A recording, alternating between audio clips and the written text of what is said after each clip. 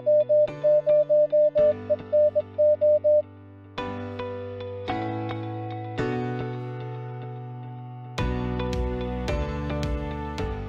go ahead and get started. Again, thank you everyone for joining this evening. We've got a nice big crowd.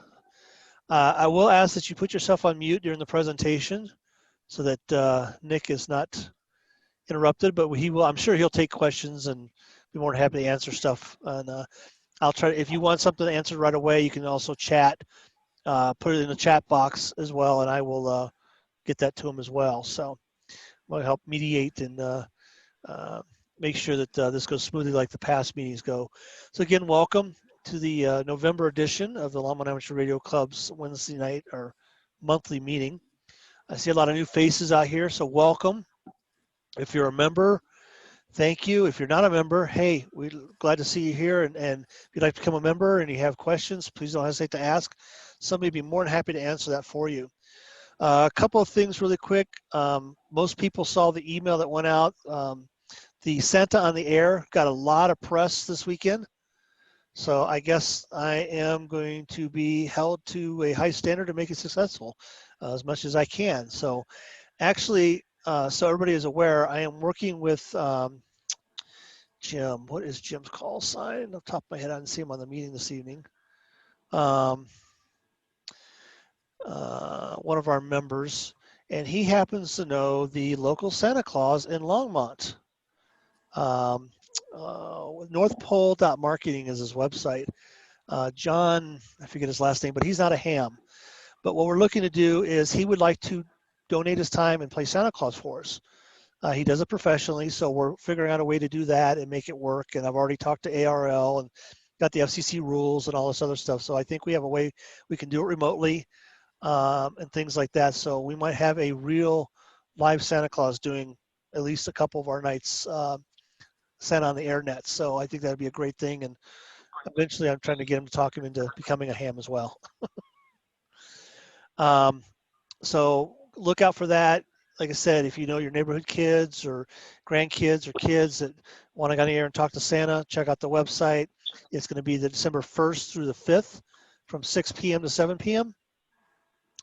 I'm going to kind of mediate, and then we'll have Santa Claus so I can kind of help control it, run it almost like a net to a degree to try to keep some of the chaos down.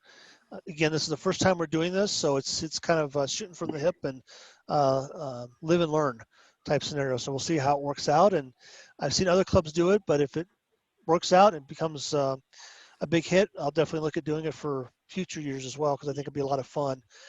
I got a lot of people that are excited about it. Even the emergency management people at Longmont, when I went in there today, she's like, hey, great article in the paper. I'm like, well, thank you, Shannon. I appreciate that. So she was excited to see that the club's getting some publicity as well.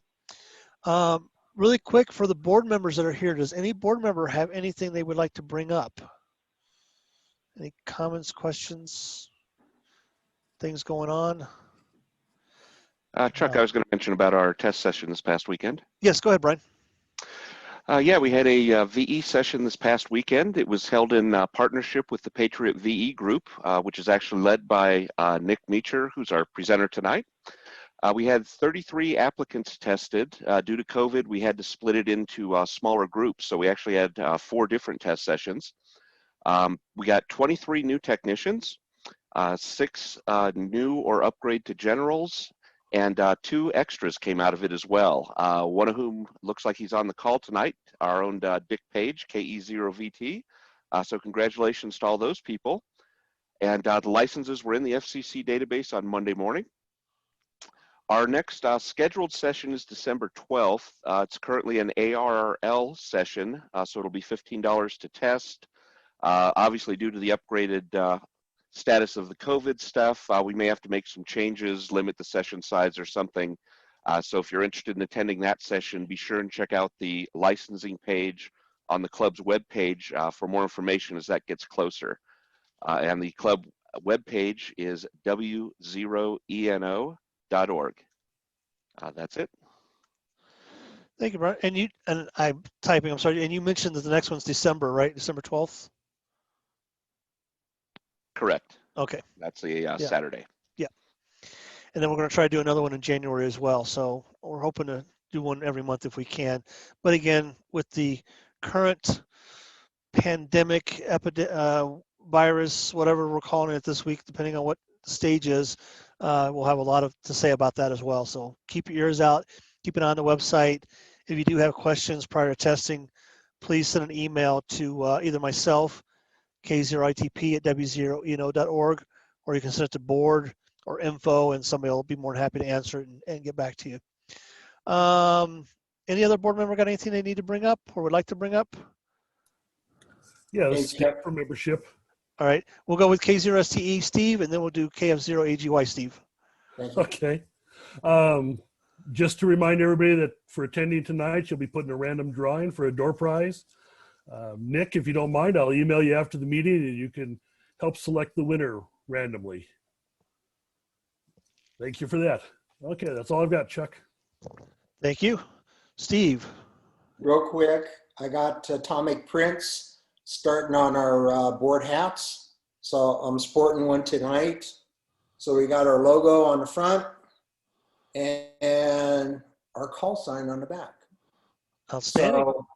So we're going good with those. Shirts will be the second step, Chuck. So got that Excel spreadsheet going, and then if everybody likes it, then we'll see what the rest of the club wants to do going forward. Yeah, and like I said, Steve's been working on trying to get some gear for the club.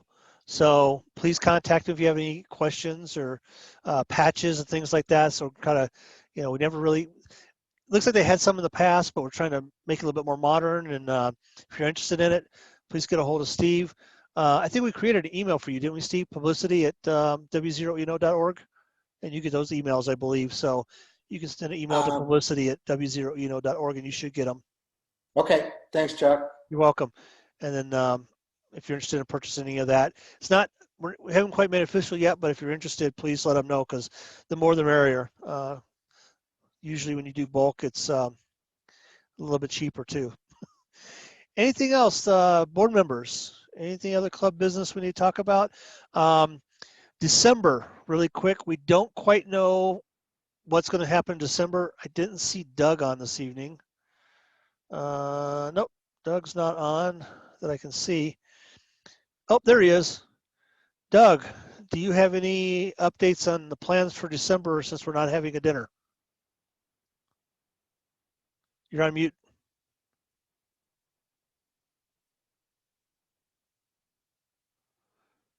You're still on mute.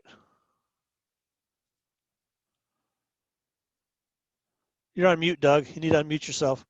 Just click on your picture and there should be a little button that says unmute. There you go. There we are. Okay. Now I'm not talking to myself. No, I don't have any updates for you on that. Okay. I'll get back with you. All right, thank you. Yeah, so keep an eye on your emails, keep it on the website to decide what we're going to do. We're not going to have a regular meeting like this. We've talked about different things, but I kind of left it up to Doug to decide how he wants to do it, and we'll see what happens. But in either case, I want to wish everybody a happy Thanksgiving that's coming up, and holiday season's coming up. So please be safe and careful out there and enjoy it. And of course, put your Christmas list together for that new ham radio stuff that your friends and family can purchase for you, because the sales will be starting here pretty soon. I'm waiting to see if some of the radios come down for Black Friday, and maybe I'll get a new radio for Christmas. But other than that, I don't think I got anything else unless anybody else does. I do ask that you would mute yourself if you would, please, or I'll mute you. Nick, if you would like to mute yourself, I'd like to introduce Nick Meacher, AAONM. He's going to talk to us about prepping this evening. He's also the lead for the Patriot VE group, the Laurel VE group, that's been helping us with the club to get some training or some testing done as well. So he offered to do this presentation, and I thought it'd be great for everybody to see. So Nick, the floor is yours, sir.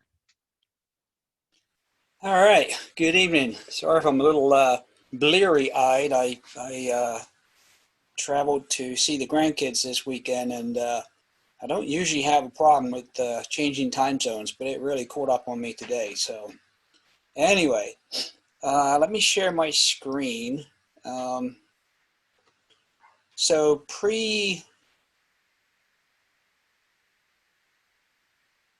I was working on a project for a book, and then I ended up going the web route. So I started a web page because I kept seeing the same kind of questions come up on preparedness issues, and it was the same kind of stuff. And you know how it is. If you ask ask 5 hams what kind of radio is the best one to buy, you'll get 25 answers. And so I was seeing the same thing on various preparedness sites. So I started working on a project to put it into a web page. And out of that came a family emergency plan because one of my roles at my regular job is continuity planning. And part of that is making sure your employees are prepared, usually for winter, but it encompassed over the last several years the bigger aspect of being prepared for anything that could come along, because from that aspect, we know that if an employee is comfortable that their family's taken care of, they're going to come to work. If they're not going to come to work. And being a part of the critical infrastructure, that's important for us. So if I did this right, you should see my screen.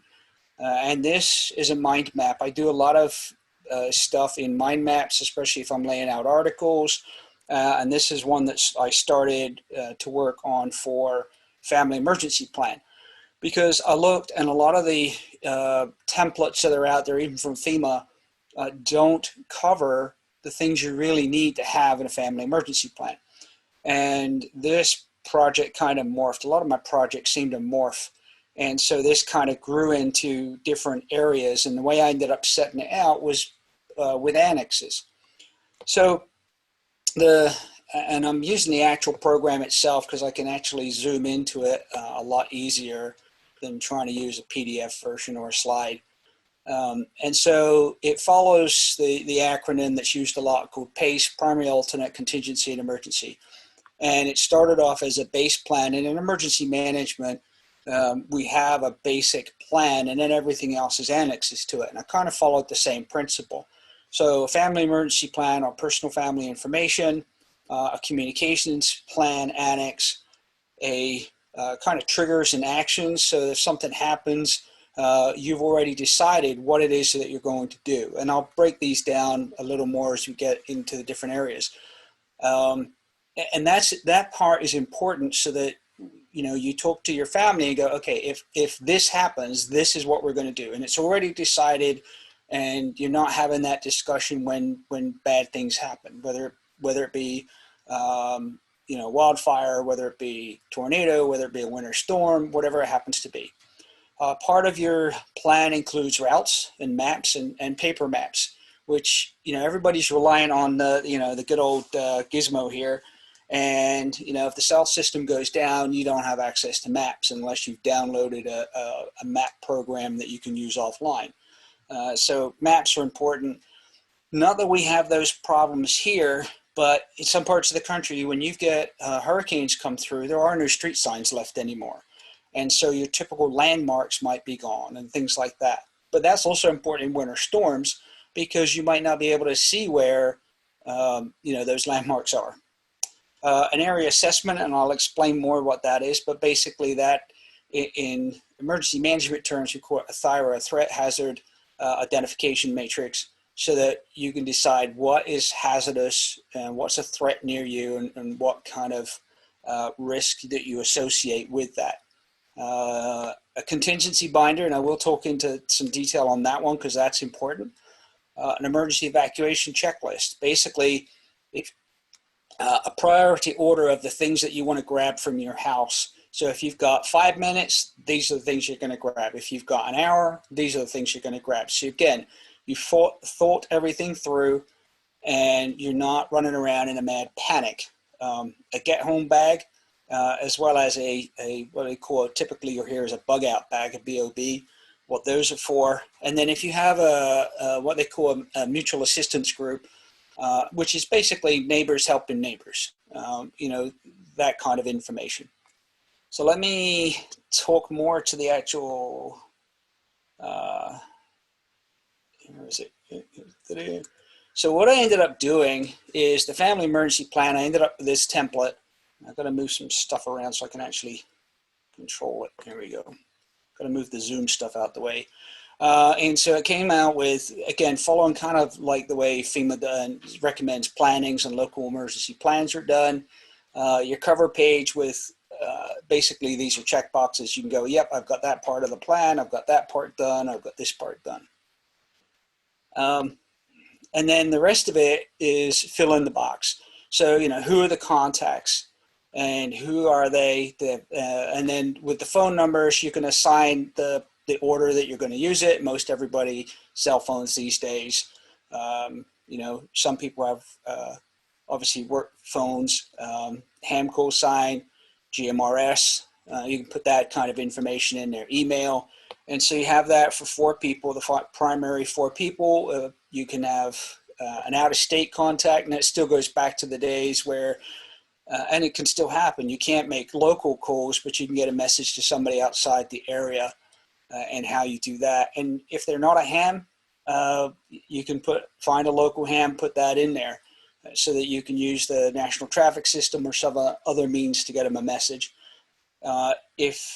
If they have ham repeaters in there, if they've got Echolink, or All-Star, RLP, any of the connected ones, how can you connect to them? So you have all this information in one place. Scroll down here. I didn't grab my mouse, so I'm trying to use the touchpad, and I hate touchpad. Rally points, where are you going to meet? So again, predetermining if you're, you know, different parts, where have you decided that you're going to meet if you can't meet at your house for some reason, right? You got to, I'll use the wildfire because that's the most recent thing. You know, where have you decided everybody is going to meet? And you get, again, several places for those. If you're going to leave a message, if you have to leave and you got no way to contact somebody because, you know, the power's been out, the cell phones are dead, and this happens with derecho storms. I was talking to somebody the other day in Illinois, and they said 75 to 80% of their tree canopy was wiped out with a derecho. And if you don't know about derecho storms, they're strong straight line storms, not like a tornado, and they just ripped everything off. I mean, literally just sliced everything, telephone poles, power poles, everything. So where can you leave a message with somebody? It covers space for all the schools and daycares that your kids have. What grade they're in, of course, you know, a lot of them now are homeschooling, but again, that information. And in here, there's space to put coordinates, map coordinates, whether you use lat long, whether you use UTM, whatever you prefer to use. And there's actually a link in the first place that I mentioned UTMs. Let's see, it's up here somewhere. Yeah, there's a mapping tool right here to be able to convert lat longitude, and you can use any of the mapping programs, Google Maps or whatever, to get that information. Let's see, where did I get to? Talk to message drops. Schools, I can mention the schools, school information, phone numbers, physicians, you know, your doctors, etc. For everybody. And again, it's really more putting the information in one place.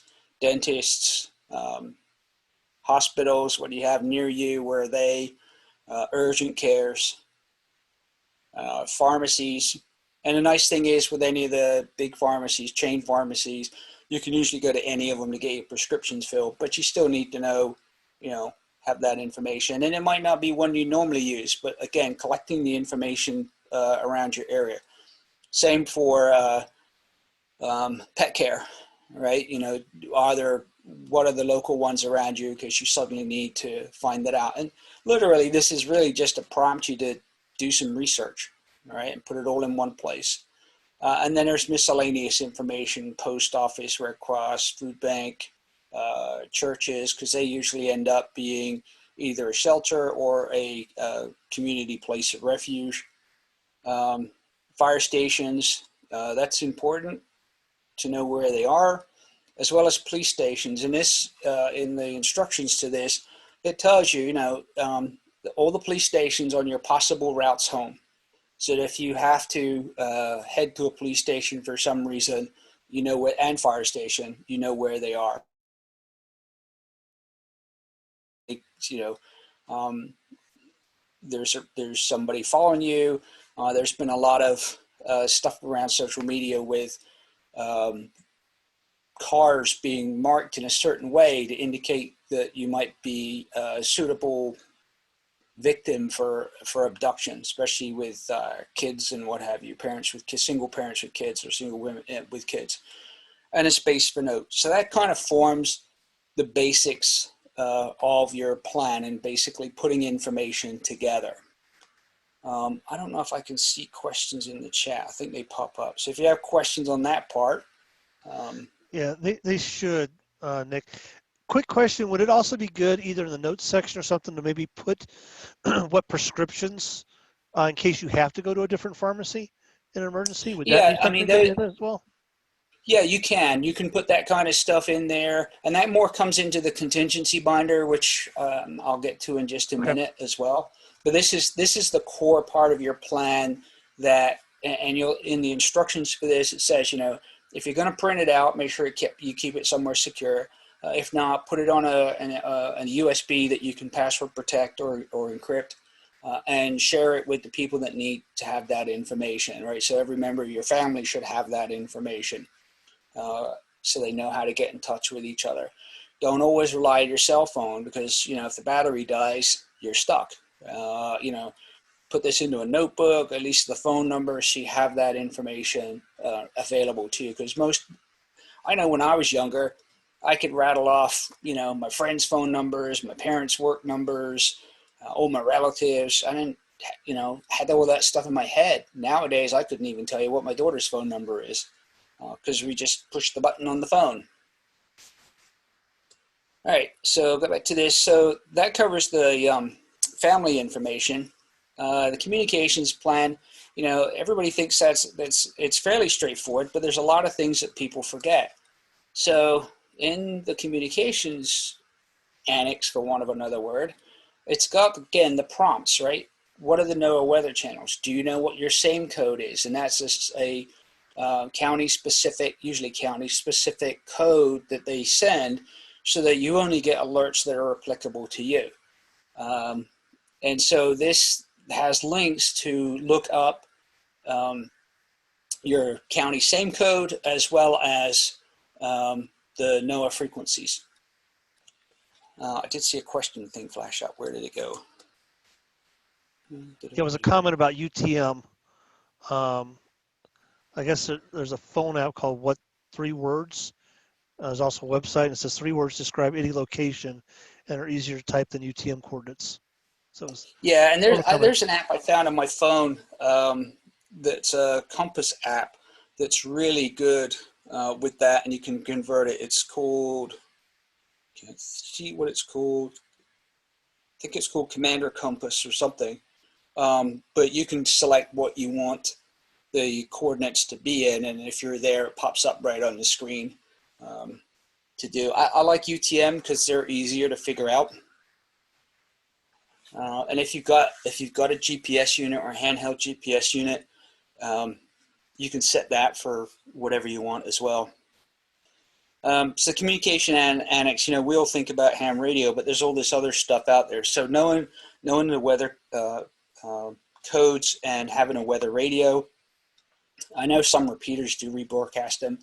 The emergency alert system, now it's called iPause, but there's a link there that actually sends you to the map that shows you what the primary entry point is. So if the cell phones don't work, you can tune into the AM, it's typically an AM station that's the primary if you can receive it, as well as other stations. So there's space here for you to write in local radio stations. Because quite honestly, I don't honestly listen to them much, and so I'd have to go scrolling.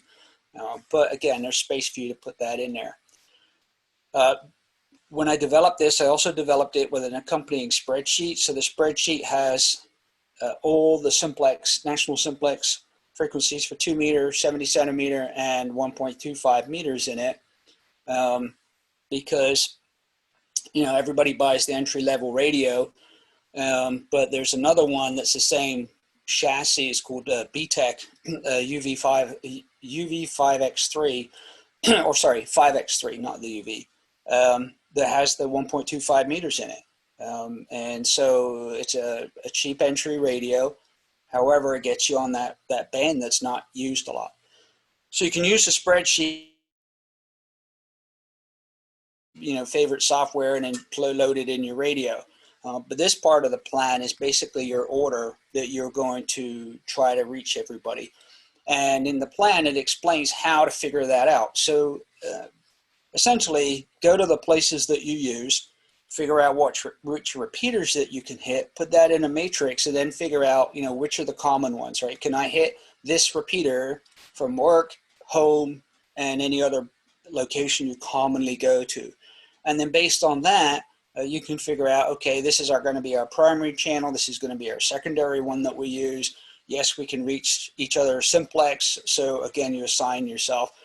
And you also want to look up the local Aries plan and figure out which repeaters are being used for Aries stuff. And it might be something that you say, okay, we're going to stay away from that one, but we still have it listed because we know if something's going on, then that's an active repeater that we can utilize. Your communications plan here may not be just ham repeaters. So when we scroll down, there's a space for GMRS repeaters. And you can find those on mygmrs.com. There's 2 links there. Repeater Book is starting to put GMRS stuff in, but mygmrs.com has been around for a lot longer, and there's a lot more information in there. And if you weren't aware, there's now, I want to say 5 or 6 linked GMRS repeaters along the Front Range. So if you got a GMRS license, that's available. And if you've got family members that don't have their ham license, that's the easy way to go. It's what, $70 for 10 years, no test, gets them on the air. There's also space in here. Zello is, if you're not aware of it, is a push-to-talk function feature app on your phone. Oops, just hit something. I was trying to see what the chat was. It flashes and then disappears. I can't figure out how to get back to it. Oh, there it is. All right. Let's see.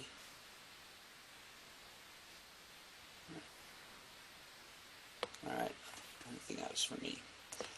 So Zello, I know a lot of groups that use Zello. And if you're not aware, there's a group called Comms Connect US. And they're basically, there's a whole bunch of folks that if you're traveling cross country especially, they'll keep tabs on you and check on you and make sure you're okay. And so they use Zello for that purpose. I know I did a trip last year cross country, and check in with them in the morning, and then later in the day, there are a couple of, throughout the day, they'll check in, how's things going. And if you need help, you get stuck somewhere, they'll find somebody local to come help you. And they support the Cajun Navy and a whole bunch of other groups that were responding to the hurricanes and what have you. So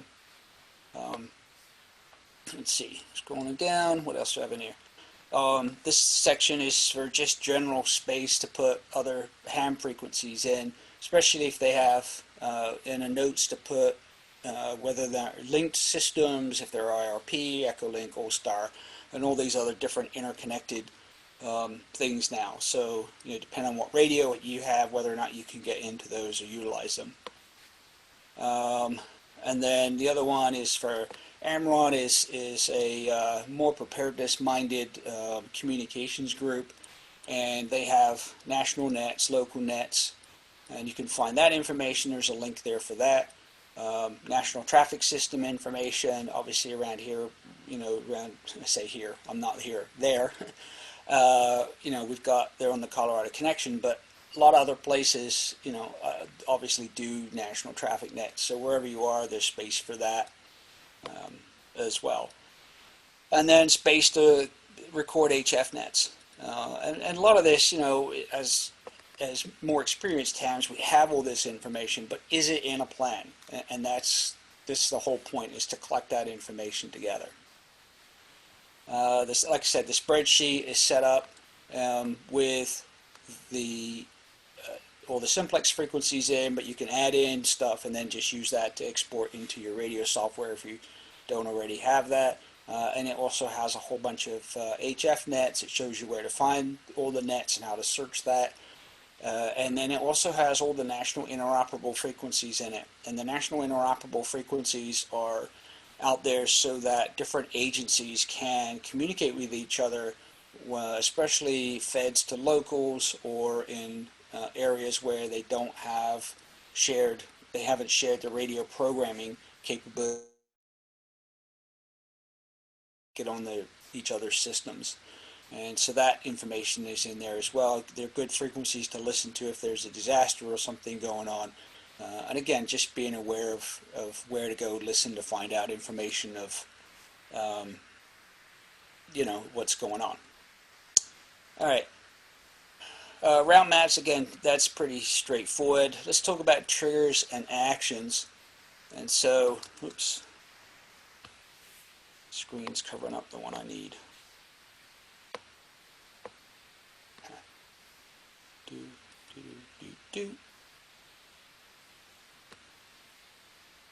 Triggers and actions. So this whole piece of the project kind of sort of started out as somewhat of a joke at work, and then it, again, like everything else, it kind of, well, that's a good idea, and then it morphed.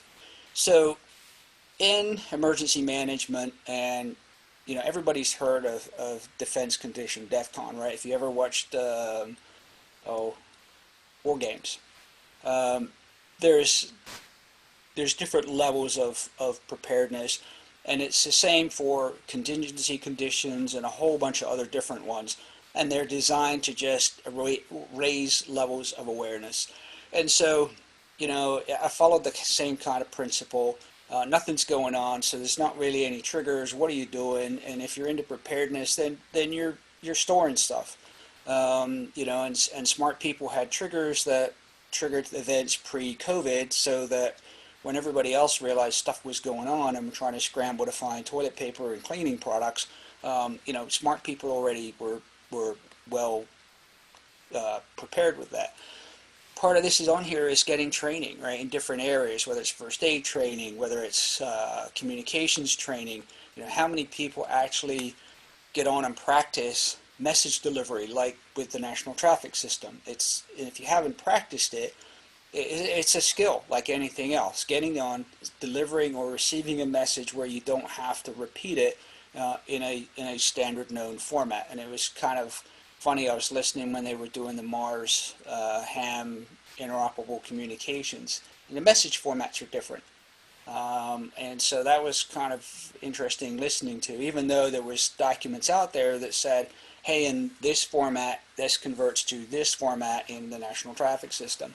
But it was still interesting listening to people struggle through the different communications formats that are out there. So again, it's conducting exercises, developing your plan, doing a test, things like that. If you go on here, so there's other triggers to kind of up things up a little bit. And again, it talks to like weather events, or if there's a change in other preparedness levels. So whether it's communications conditions, whether it's a defense condition, how that's changed, severe weather events, solar flares, things like that.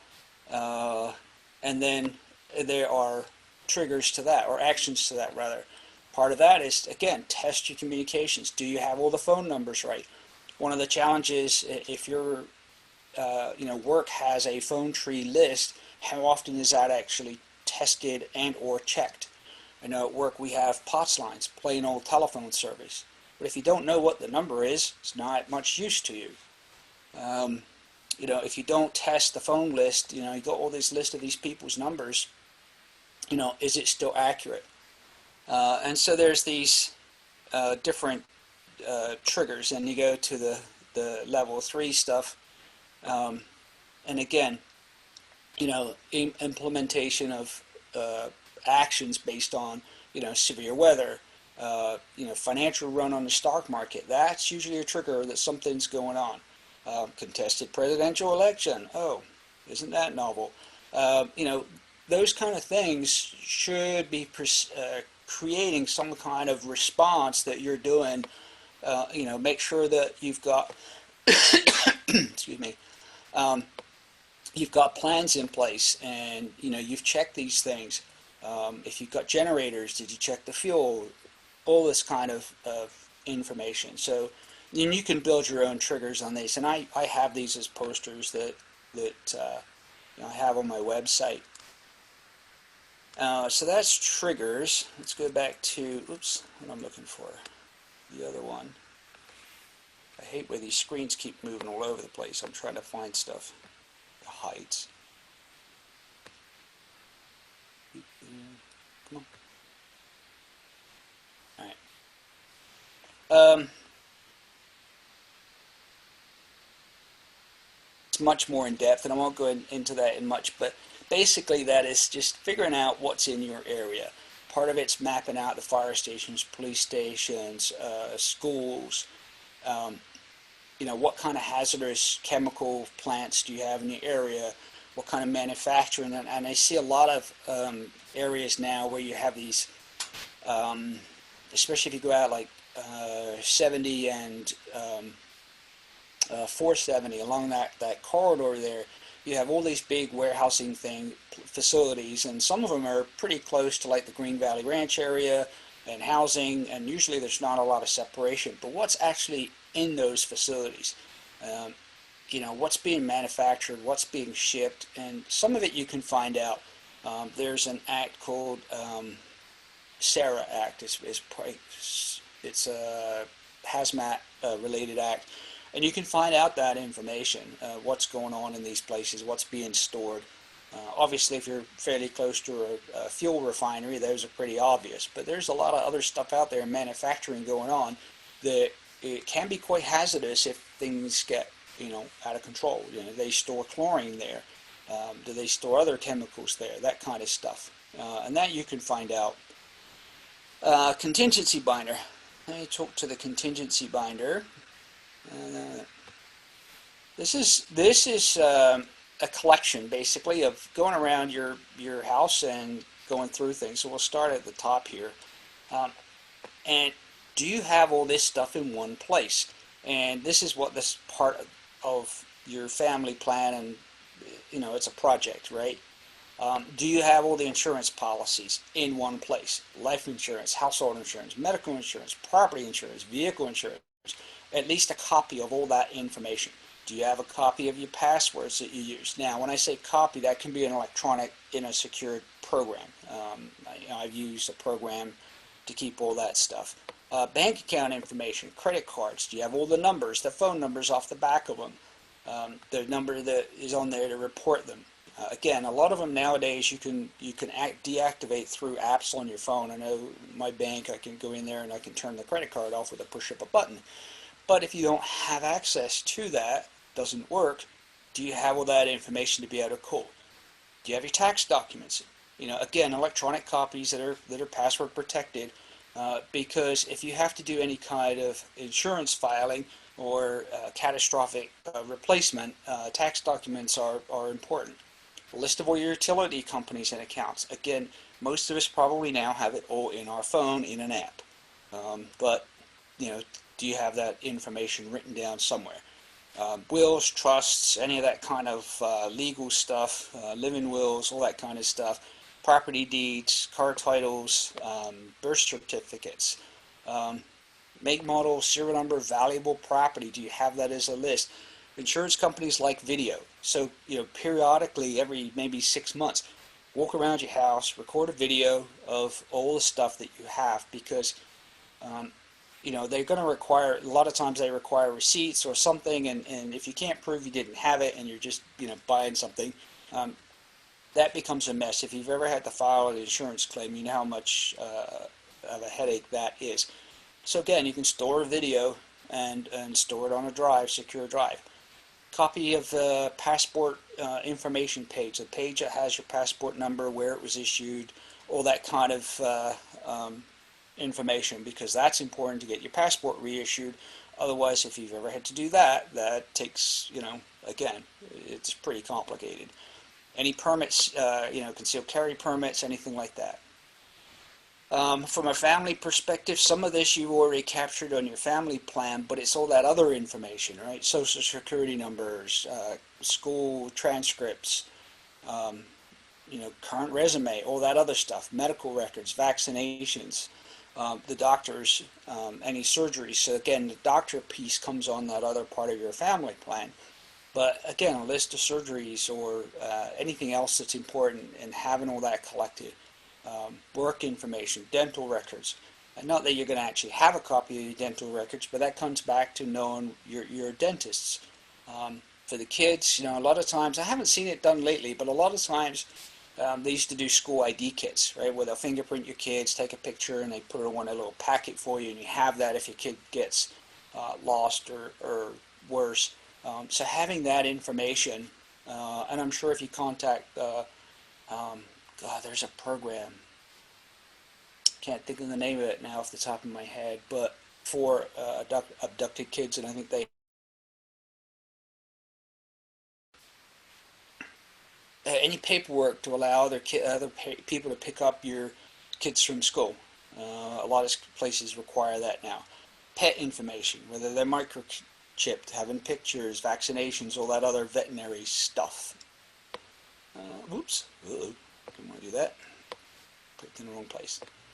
Now, it may seem silly about, having manuals for different things in a contingency binder, but how many manuals do you have for radios? Do you have them all in one place, or are they spread out everywhere? Again, this is all part of having stuff in a collected place, whether you keep it in a box or whatever that is. Cheat sheet for your radios, because, how many people can manually program whatever radio you have if you had to, without doing it with a computer. Genealogy, if you have family records, pictures, and important things like that, and that comes back to that evacuation list that I mentioned earlier. What are you able to grab? And if you've got at least copies of all this stuff in one place, you can grab it and go. And then we come back to the emergency plan and having obviously a copy of that in there. And then different ways to store it. Some of this stuff you've got to have the hard copies, right? A will, that's a hard copy. Property titles, car titles, etc., those are hard copy. In which case you have to have some kind of physical security with that, and whether that's whatever you happen to do. Obviously there's cloud storage things, Dropbox, Google, OneDrive, whatever your flavor is, and then encrypted flash drives. And the nice thing with an encrypted flash drive is that you can easily keep a copy in a bag, a bug out bag. You can keep a copy at work. You can keep a copy of a trusted family member, and other places like that. For work purposes, we do that with all our contingency plans. We have 6 encrypted flash drives that are distributed widely, all within the property. But if something happens, the probability of something happening at the different locations that we have those at is next to impossible. And if it is something of that magnitude, we're not going to be coming back afterwards anyway. So let me talk to a bug out bag real quick, and I didn't pull that one up, so let me go get that.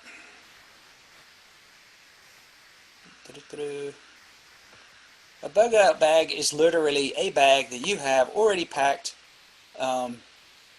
and ready to leave the house for.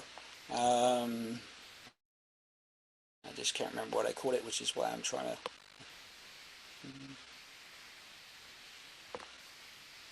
Let's see, I think it's this one. We'll see. But it's basically a bag that you have stuff in, right, that you're likely to need. A set of clothes, that flash drive with your important stuff on, and having one of those for each one of your family members. And it's in a door, closet, whatever, near where you can grab it and go. Now, these are just kind of like high-level things that you might want to have in it, depending upon your situation. If you keep stuff in your vehicle, not so much to have stuff in the bag. But these are kind of considerations. The most important ones are water, clothing, food you can usually, find somewhere. Medical stuff, All right, personal hygiene stuff, obviously communications, we're all hams, and you know, we've all got at least one radio, if not more. Light, flashlight, headlamps. Headlamps are great, and you can usually pick them up for a few bucks. I can't tell you how many I have, but I know every single bag I have has one in it. Much easier to use than trying to have a flashlight. But I can tell you right now that in my pocket, I've got at least 3 flashlights.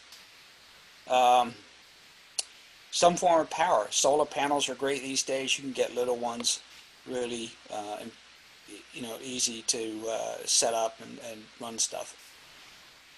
So what you put in it, and I did shoot a video that's on my webpage on a bag that I have. That's my get home bag, and that's premised on how far you might have to travel. A bug out bag, you know, is again very, very similar. The essentials being, you know, water, some kind of shelter, appropriate for the weather, communications, and the financial personal again comes back to that having that plan on a USB, and financial is actually having some cash, cold hard cash, because even when if the power goes out, the ATMs aren't going to work. And how many of you, you know, honestly could say that in your pocket right now you've got $100 or stashed, rather than always relying on good old plastic. So having some cash around. One of the things that I do is if I've ever broken a $20 bill, when I go home, that gets the 5 and the 1s and the change will go in a bucket, and then periodically I'll sort it and bundle it up, and it's quite amazing how quickly that adds up, very quickly. And that's kind of my mad money, but it's also my emergency money as well. And so it's very easy to do. And, you know, each paycheck pulls some out and stash, because, like I said, if the power goes out, you can't get to the banks. And so having cash, you know, nobody's ever going to refuse cold, hard cash, as long as it's the, you know, the right kind. So that's kind of bags. And that's, yeah, that's about an hour or almost. So that's where I was going to stop. I'll come back to that first thing again. I know it takes a second or two. There we go. And that's kind of, you know, kind of touched on most of that area of a plan. So it's not, it's collection of information, right? And it does take time to do, but if once you've done it, it's very simple to keep up to date and have that you and your family have already discussed a lot of these things, and you already decide if certain things happen, or if you get stuck, you've got a bag together. If you're out in the winter, well, it really doesn't matter what time of the year, you get stuck somewhere, you've got water, you've got some basic food bars of some kind, you know, having some extra clothing in your car in a bag, that kind of stuff. And it sounds very, very simple to do. It's amazing the number of people that don't even have the basics of that. So, you know, especially we're getting into winter, it's very easy for us to get a storm around here that can shut things off. That's part of your plan, right? You've got stuff in your car, extra blankets, wool blankets are great, and you've got a plan. Your family, you know, your family knows, hey, you know what, they're stuck, can't get them on the phone. We know what radio channel we're going to start out and try and find that person at, and it's all thought through, and you don't have family members freaking out, or you freaking out because you're, you know, stuck somewhere, etc. So with that, questions. I need to bring that other screen up so I can see questions. You can bring it up, or if anybody would like, you can unmute yourself as well. If I could find a button, I would. Technology, right, Nick? Well, the screen changed shape, and now I can't see Okay. where it is here. Let me just start with this. Stop sharing. Now I can see myself. There you So I have a question, Nick. How do we get a copy of all your hard work? We're willing to pay for it. So you're muted. So that's my website. Let me just share again and show you where it's at. Should have done that the first time around, shouldn't I? That would have made sense.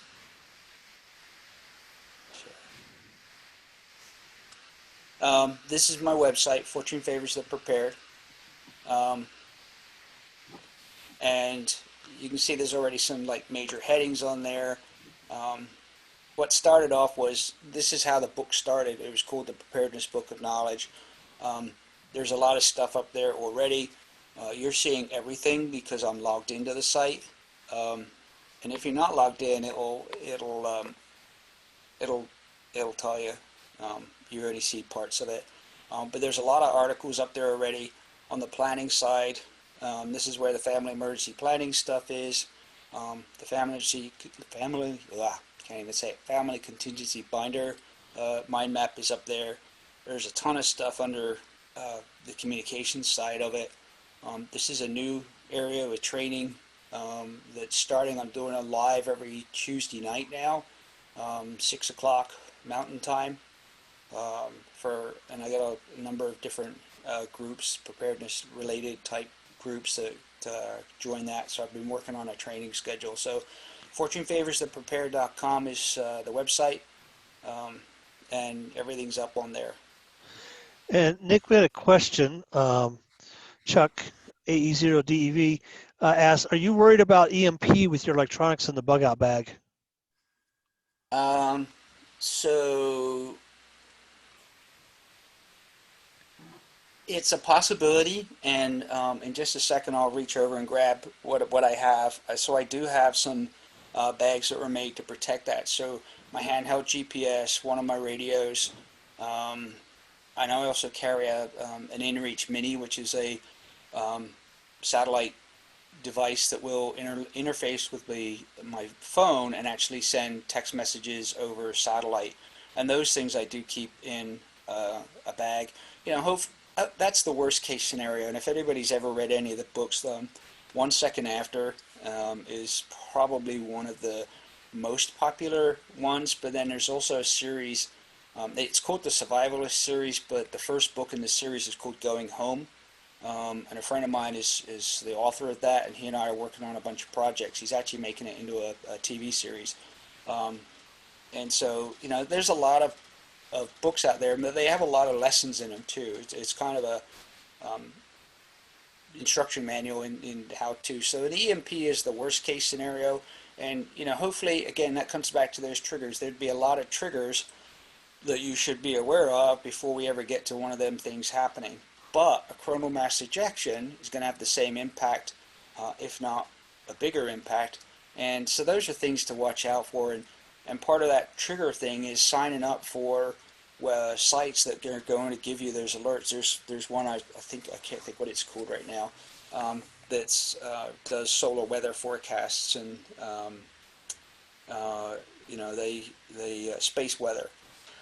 And, you know, being aware of that kind of stuff. And as hams we usually are, if you're doing HF stuff, you're aware of that stuff. But am I concerned about it? No, but I did get asked about a year ago by actually an SVP at work, and that's how that whole PrepCon kind of chart started.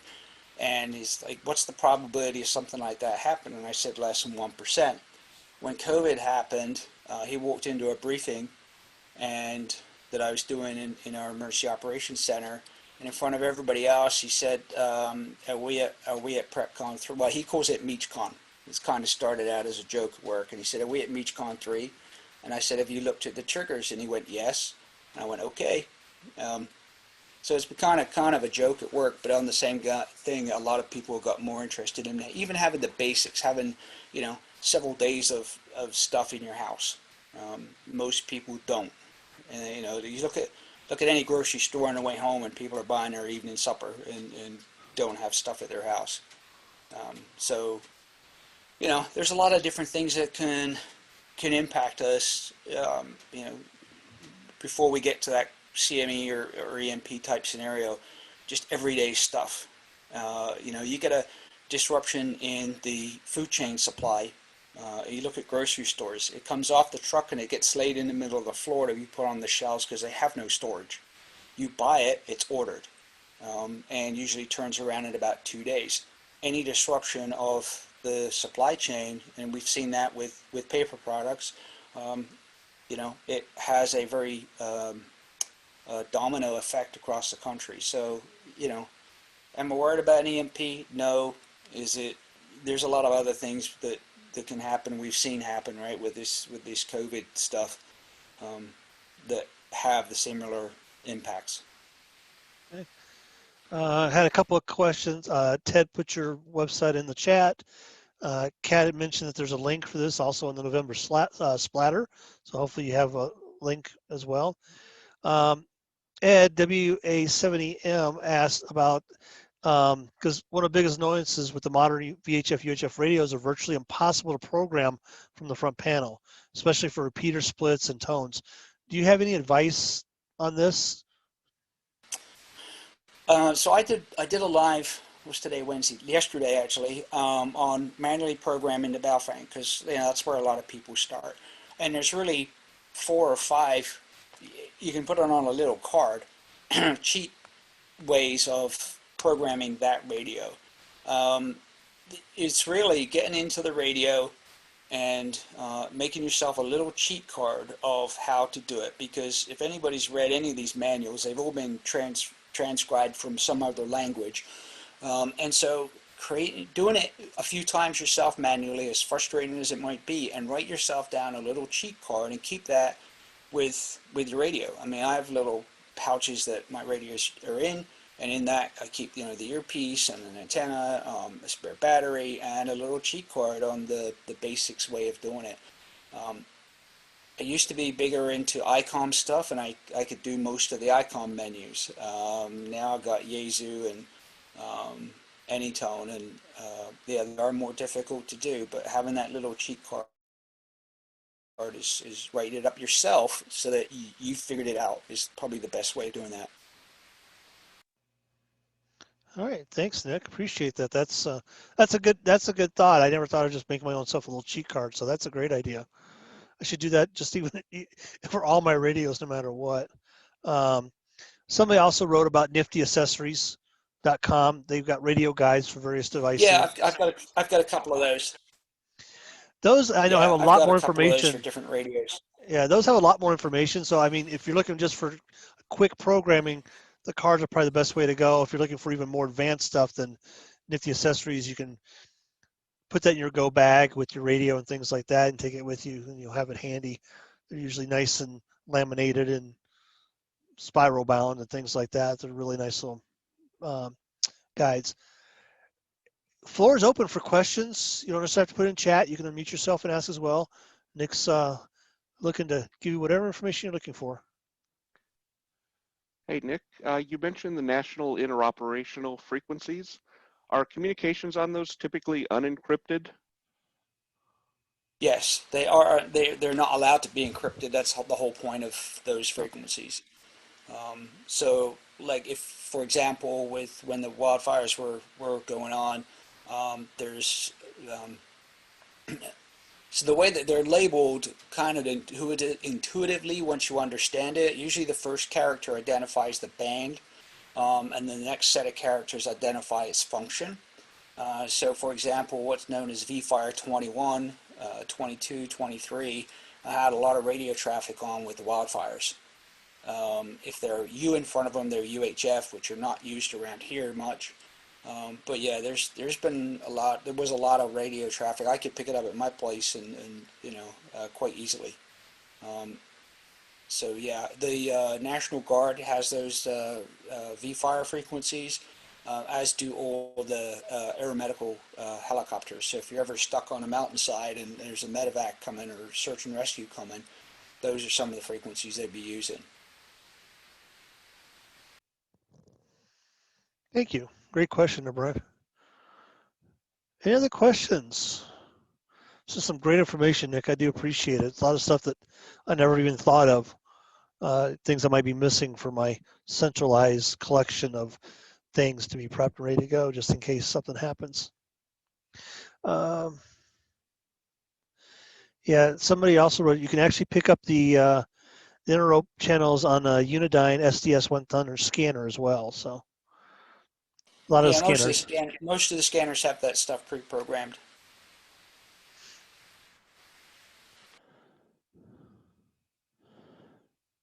Anything else? Anybody?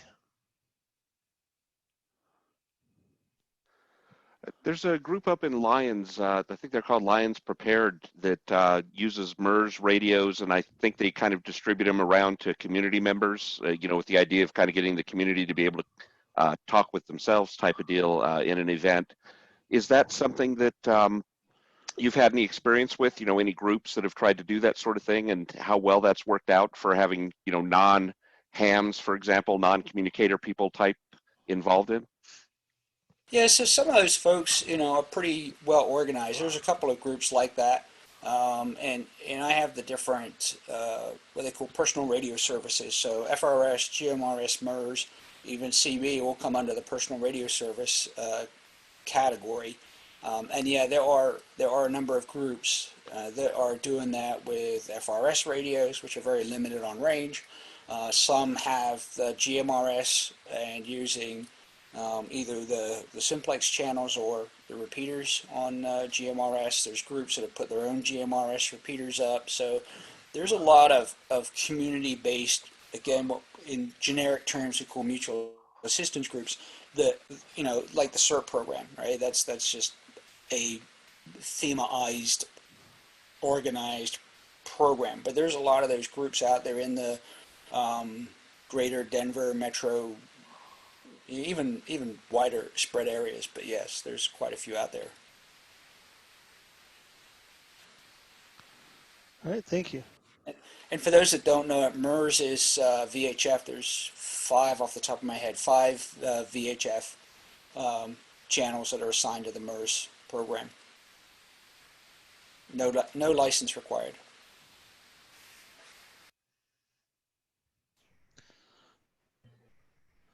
Anybody else got any more questions for Nick? Yeah, I got a subject. It's a subject maybe, or a subset of what Nick put together for us tonight. I wonder if there's something that we could put together for the club by way of suggestions for some of those repeaters that should be programmed in.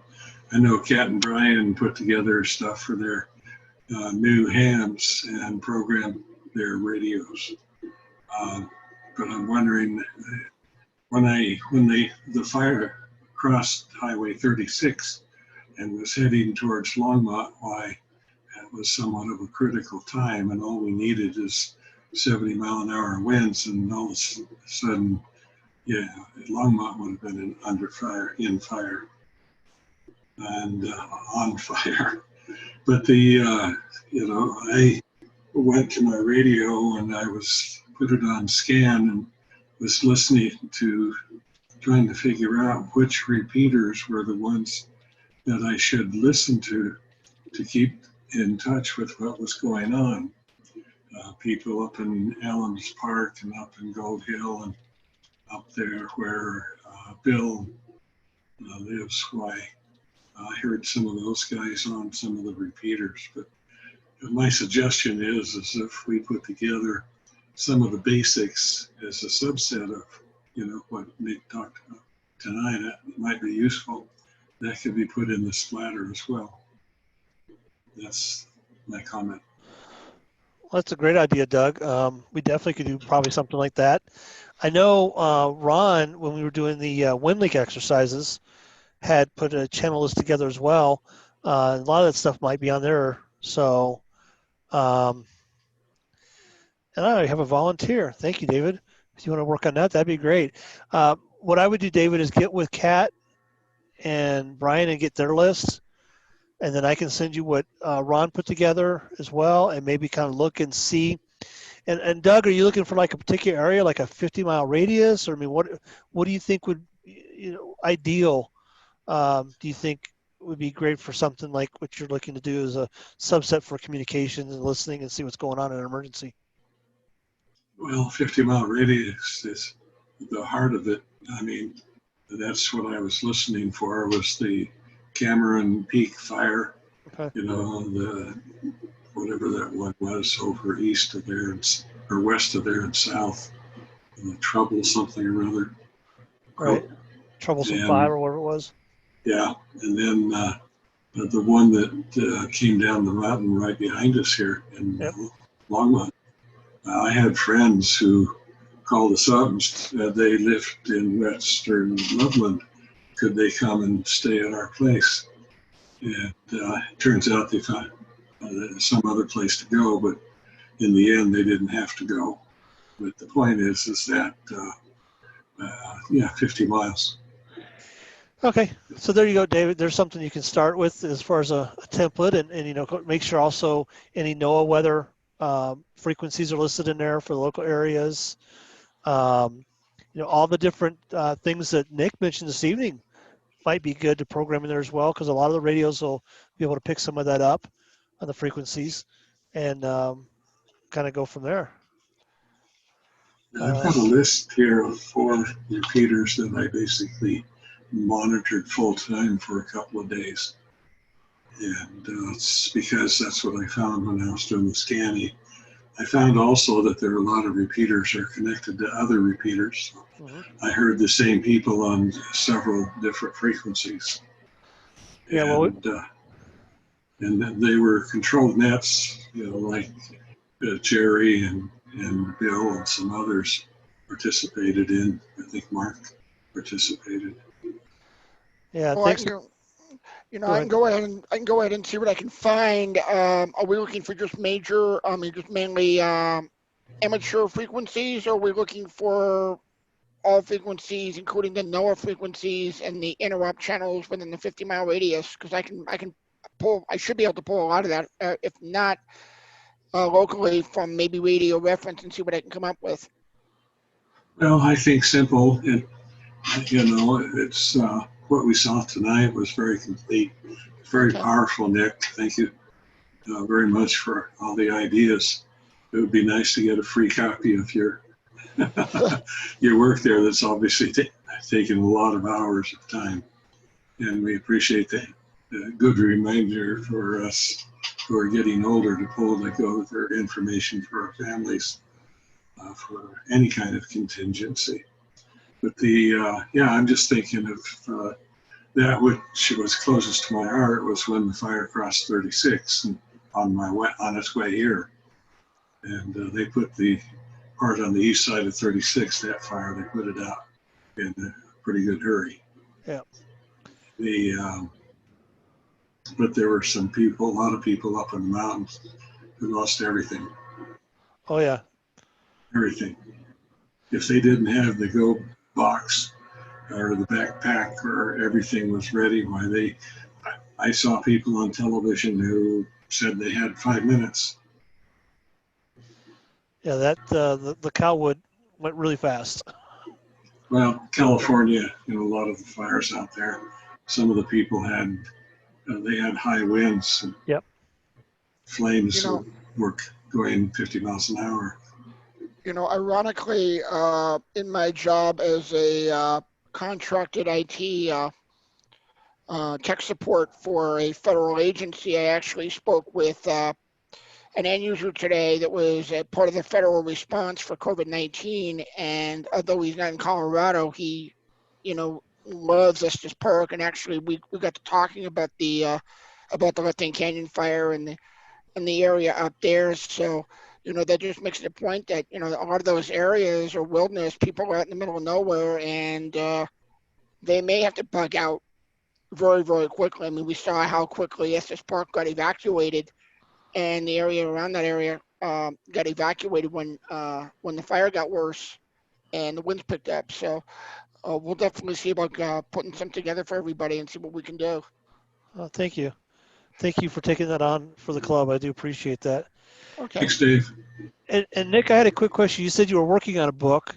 You put all the stuff there. Are you still working on a book, or is it just going to be on the website now, or what's kind of the long-term plan?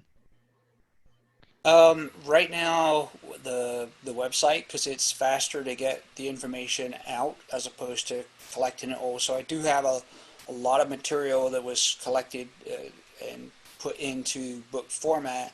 And so I have a lot of stuff to put up on the website. It just takes time, and I've been learning website stuff as I go. I found out a few hours ago that when I return to Colorado, I have to quarantine now for 14 days. So I'm going to have 14 days to spend putting the stuff up on my website. So I'm not allowed to go to work for 14 days. Welcome to corporate America. Yeah. Um, so, I try to put stuff up at least weekly. There's an article I'm working on right now. I just did one a few weeks ago that was supposed to be 1,500 words, and it morphed to 6,000 words. Wow. I've got an article right now that I'm not sure what the word count is. It's around 3, and I hope to get finished in the next couple of days. So some of the articles depend on the topic. I say articles. I have them in a book form, but they get updated, etc., and they get quite longer.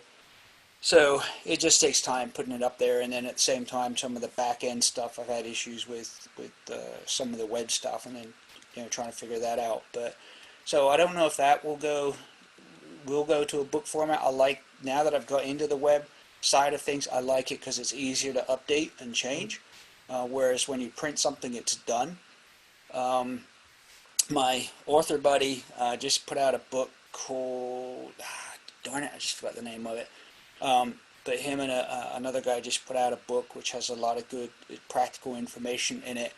And so that is out there. I need to put it up on my webpage too, give him a plug, because like I said, he and I are working on a number of projects together right now.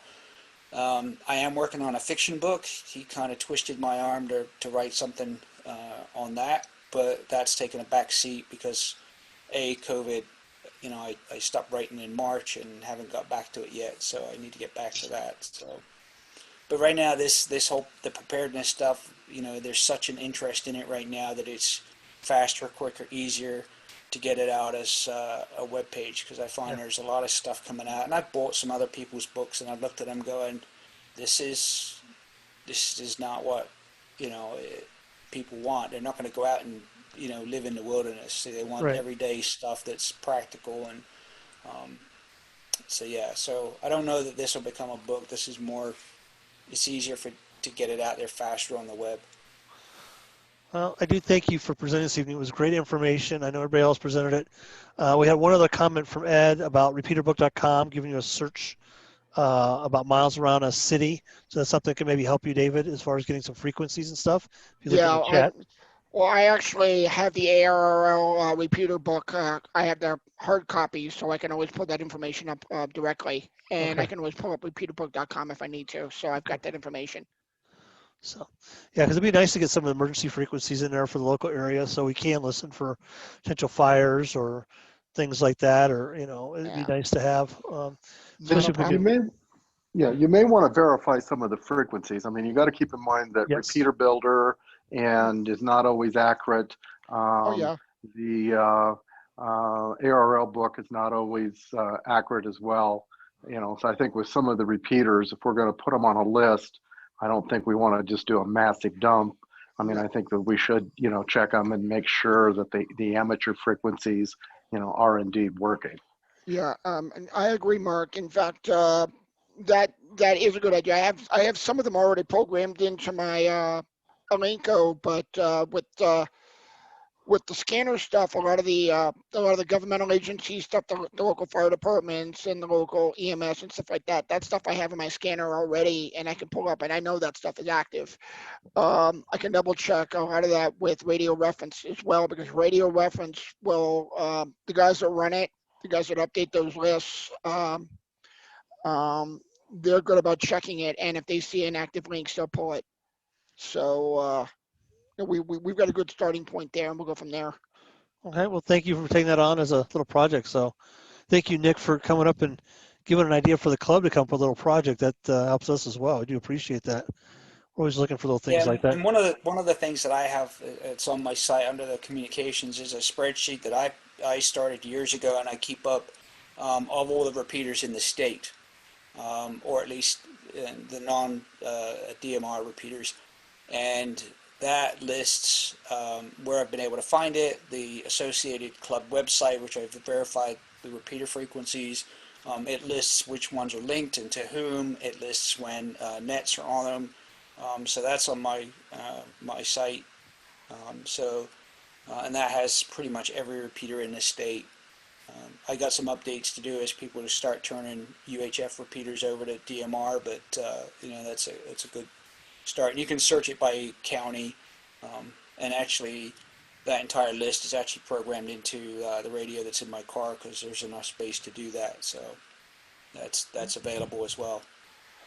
Yeah. By the way, Nick, since you mentioned you were thinking about writing a fiction book, if you were going to write a fiction prepper book, and you want just a fun read, and you like reading about the zombie apocalypse, there's a series of it's kind of sci-fi fantasy type stuff here, written by a friend of mine by the name of John Ringo. In fact, ironically, he turns me into a zombie in book 2, but that's not why I'm mentioning it. He actually, in book 1 and in book 2, he goes into prepper and preparing and bug out bags and a lot of that stuff. He goes into it in quite a bit of detail, and he does research before he even writes it. So that might be something to look at in your case when you're thinking about writing a book, because he does contain a lot of good information in it. Yeah, and somebody just messaged me, and the book that my friend just wrote. He writes under the name A American, and it's Decline and Decay. It's the book that he just put out together with another guy, and that's has a ton of practical information in it as well. It's Decline and Decay, Okay. Decline and Decay, and you can find it on it's on Amazon. What's not on Amazon? Well, yeah, that's true. Next day delivery if you get it ordered right in time. So, Yep. all right. Well, thank you again. Anybody else got any more questions for Nick? Good, a lot of good comments. As you can see in the chat, Nick, everybody appreciates the presentation and a lot of good information. And I think a lot of people got a lot out of it. I don't have anything for Nick, but I'd like to say congratulations to Roger Stafford, who's on here, who just got his license on Monday from the test session we had Sunday. All right, thank you very much. Appreciate it. Welcome. Yeah, and I can't remember who it was, but the Monday afternoon I heard one of the new hams on the radio already, and I know it was one of the new ones because of the call sign. So we actually had 2 on the Hamlet net on Tuesday night. Yeah. And one of them was from Fort Collins, so I was really, he was on Echolink, so I was really impressed. They found out how to get Echolink set up right away and things like that. So, yeah, our club is we're growing, Nick, leaps and bounds. So that's part of the whole thing, and it involves a lot of facets of ham radio and things that, ham radio is involved with prepping. So that's why I thought it'd be a great presentation for you to come out and talk. It was, like I got friends at work. We got one guy's got all the weapons. We got one guy that's got all the food, and I've got all the communication. So we're ready for the apocalypse, and things like that. So. Well, and so one of the other, if people are interested in this, so one of the things that I just started doing, well, I've been doing it for a while, but playing around with encrypted messages.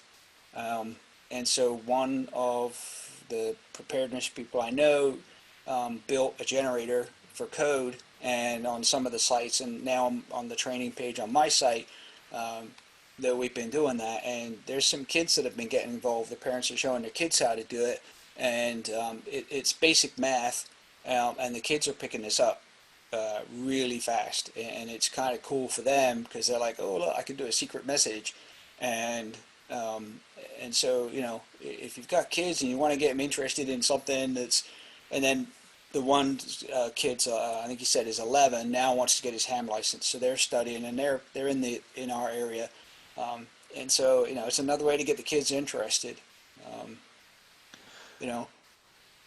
So what allows encryption? What like does FRS or MERS? Yeah, no, you can't use encryption on any of the personal radio services. Same rules as for ham. Yeah. So right now we're just doing it on social media, playing around with it. Oh, okay. I'll encrypt something, and their challenge is to decrypt it. We're going to take that to the next level, and they have to encrypt something because it's harder to encrypt than it is decrypt. But you have to have the key, and that's the whole part of this. So I did a video last week was on that, and next week doing another video live on Tuesday evening, 6 o'clock, on the what's called one-time pad messaging. So it's the only 100% non-breakable code, and it's old school. And there's stations out there still doing it. It comes from the Cold War, still doing it today. That's, the kids are finding it cool too. So, good. So I'll be doing 6 o'clock next Tuesday evening. And then I usually, on my webpage or on the social media pages, so I'm on MeWe, Wimkin, and Facebook until they decide to try and kick me off again. So, that's where I post it. Zuckerberg. Somebody go slap him. So somebody also made a comment about MERS radios having voice inversion scrambling, not encryption per se, but functionally similar. Right. So that goes back to the changes that were made in the Part 95 personal radio service rules 2 years ago now. There were some other radios out there. One of them is TYT had some radios on the ham band. And previously, the FCC had said voice inversion was okay because anybody that had the same radio, they did not consider it scrambling or encryption, and therefore they considered it legal.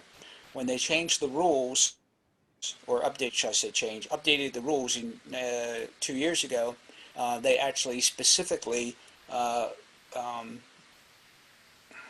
want to use the word ban, but they specifically said that any kind of voice changing, voice scrambling, voice inversion was now considered encryption, and any radio that had that in any of the Part 95 services, you couldn't manufacture, sell, import, or offer for sale any radio that had that in. So any of them that are out there, technically not supposed to be used with that voice inversion scrambling mode enabled anymore. Good information. Thank you. Any other questions or comments? And if anyone's interested in those rules for MERS, GMRS, etc., that's all up on the open side of my website as well.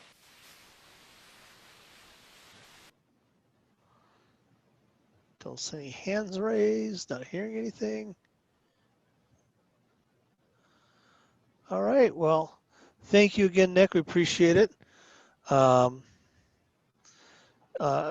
did record this. I'll send you a copy of it as soon as we get it trimmed down and everything for you, for your archives for yourself. I always like to give myself feedback when I do videos, just so I know what it look like and what I could do better. So, but yeah, we'll have this out there. Hopefully, I'm getting most of our Zoom things. Jerry N0OUW has been working on trying to trim them down and either put them on the website or we're talking about doing a YouTube channel. We just haven't decided what we're going to do yet. Waiting for Jerry to get back to me and tell me where he's at. So our meetings will start being out there for people to catch later. With that said, if nobody's got anything else, I want to thank everybody for participating this evening. It's been we had 40 people at our meeting, which is excellent. I like to see that. A lot of new hams out here, so a lot of interest.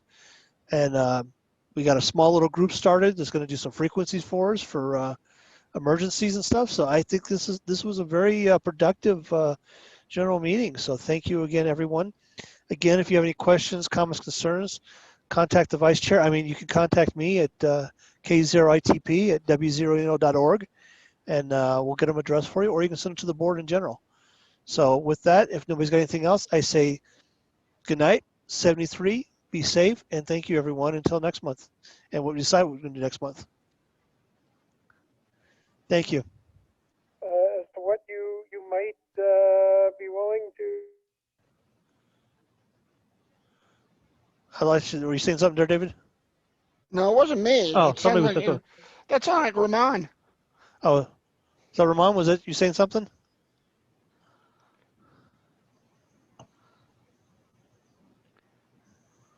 No, I guess not. Brian left already. Kat, did Brian talk to you? At all? Well, I know he usually talks to you. I talked to him last night about, you asked about the email and the email address. Yeah, the way the group is set up, when you send anything to members or everybody, whatever email it's sent from, that's where replies are going to go back to, and only that person, not to everybody. Oh, So okay. if Because you I want, had done a test on it to go to myself, and it came back from you and not to me, so I wasn't sure how that was back working. to me, Well, I got a reply from you, and I thought I was sending it to me. okay. Well, we can look at that if you want as well, and I can help you with that because that's kind of weird, but yeah. Yeah, that'd be good. Okay, because yeah, I talked to him last night, and actually I tried calling you guys earlier today, and you must have been busy because I had to reboot the router for the repeater this afternoon. So. Oh, okay. So I was at the Justice Center. So. Yeah, I think we were out. Good. It was a beautiful day to be outside, and I actually got to enjoy part of it today. So. I purposely ran around town just so I can get out of the office because I was actually at the office. So. And I also got to get some stuff from you to put in the storage as well. So. Whenever you're ready, just let me know. I'll come by and pick it up. Give us another week. I'll give you 6 months. I just offered it to you. You just let me know when. How about that? I want it out of here before then, but that works. So, and like you heard, I know Brian had mentioned too, because I talked to him, I think yesterday also afterwards, that I'm trying to get a real Santa Claus to do our Santa on the air. That'd be great. And actually, it's going to work out pretty neat. Because what we're going to do, and just people who are still listening, this is interesting that we can do this. You know, I called the ARL and talked to one of the guys who deals with the FCC, Brian Hamilton, I think is his name, Harrington. But I presented it to him, and the way we're looking to do it is going to probably follow the FCC rules. Probably a little gray, but it's following the FCC rules. Is he's not a ham. So technically we need a control operator, right? Right. Well, because of COVID, nobody wants to be next to each other. So how do we do this? So what we're going to do is we're actually installing Echolink on his computer using probably my call sign and my password. And then we're going to remote control his computer.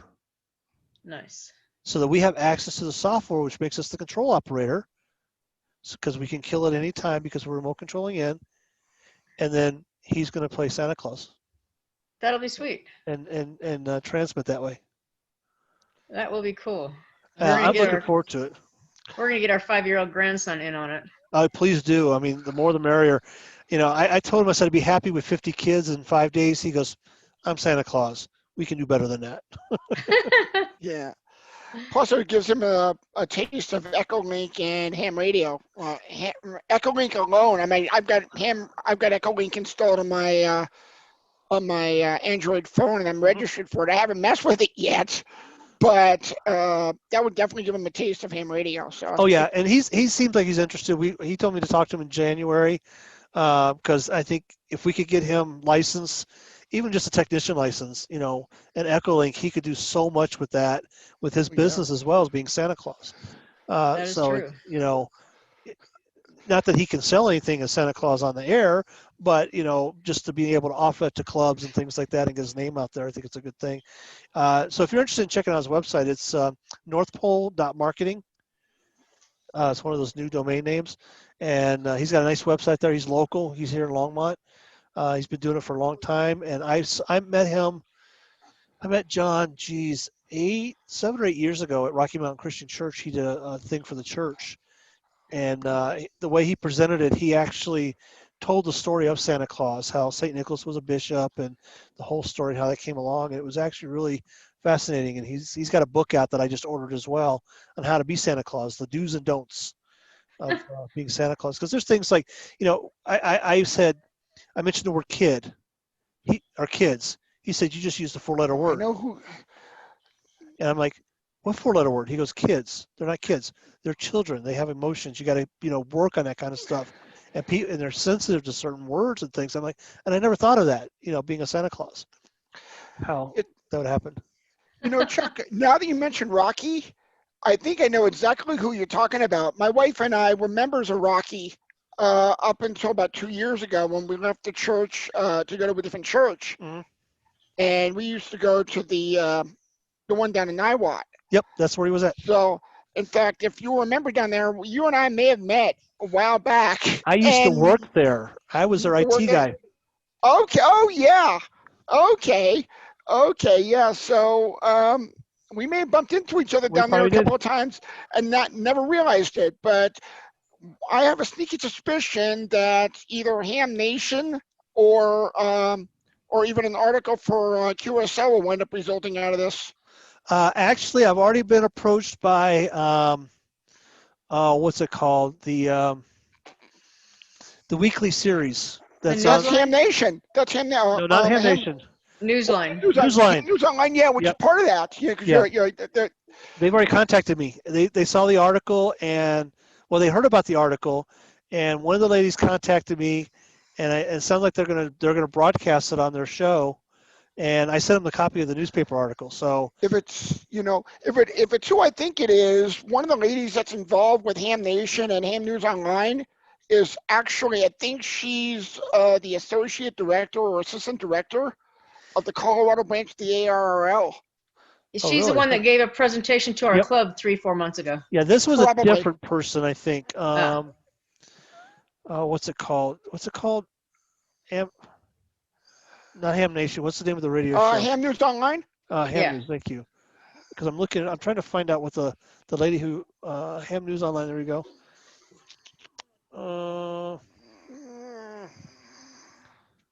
Trying to see if I can find her. I'm gonna say we should send her a copy too. We probably should. That would be good. Probably get it on Ham Nation. That would be great. I'll do that too. Carolyn was her name. Carolyn Eve Murray. No, it's a different person I'm thinking of. Yeah. That wasn't her. No, that wasn't her, but that's who approached me. Oh, okay. She's not the one that presented to the club, though. No. I'll think of her name and I'll send her the article. Yeah, that'd be great. Because whatever press we can get for the club as well is any press is good press, especially. We had to change that bionic in it to ionic, though. What? In the article? Yeah, the reporter wrote it as bionic. Yeah, propagation instead of ionic. I don't write it. She yeah. She probably just didn't hear it right.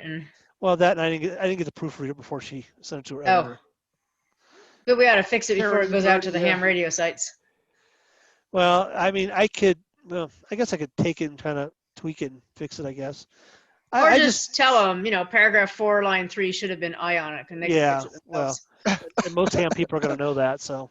Yeah. No, probably correct her. But I mean, it was really nice though that Steve got me in contact with her, and our publicity chair is doing a great job. So all of you who've stepped up and helped out, thank you all. I mean, David, thank you for taking on this project new. Not a problem. As a new member, I mean, this is the kind of stuff, like I said, it's everybody's club. So what we want to make out of it is what we put into it. So thank you again.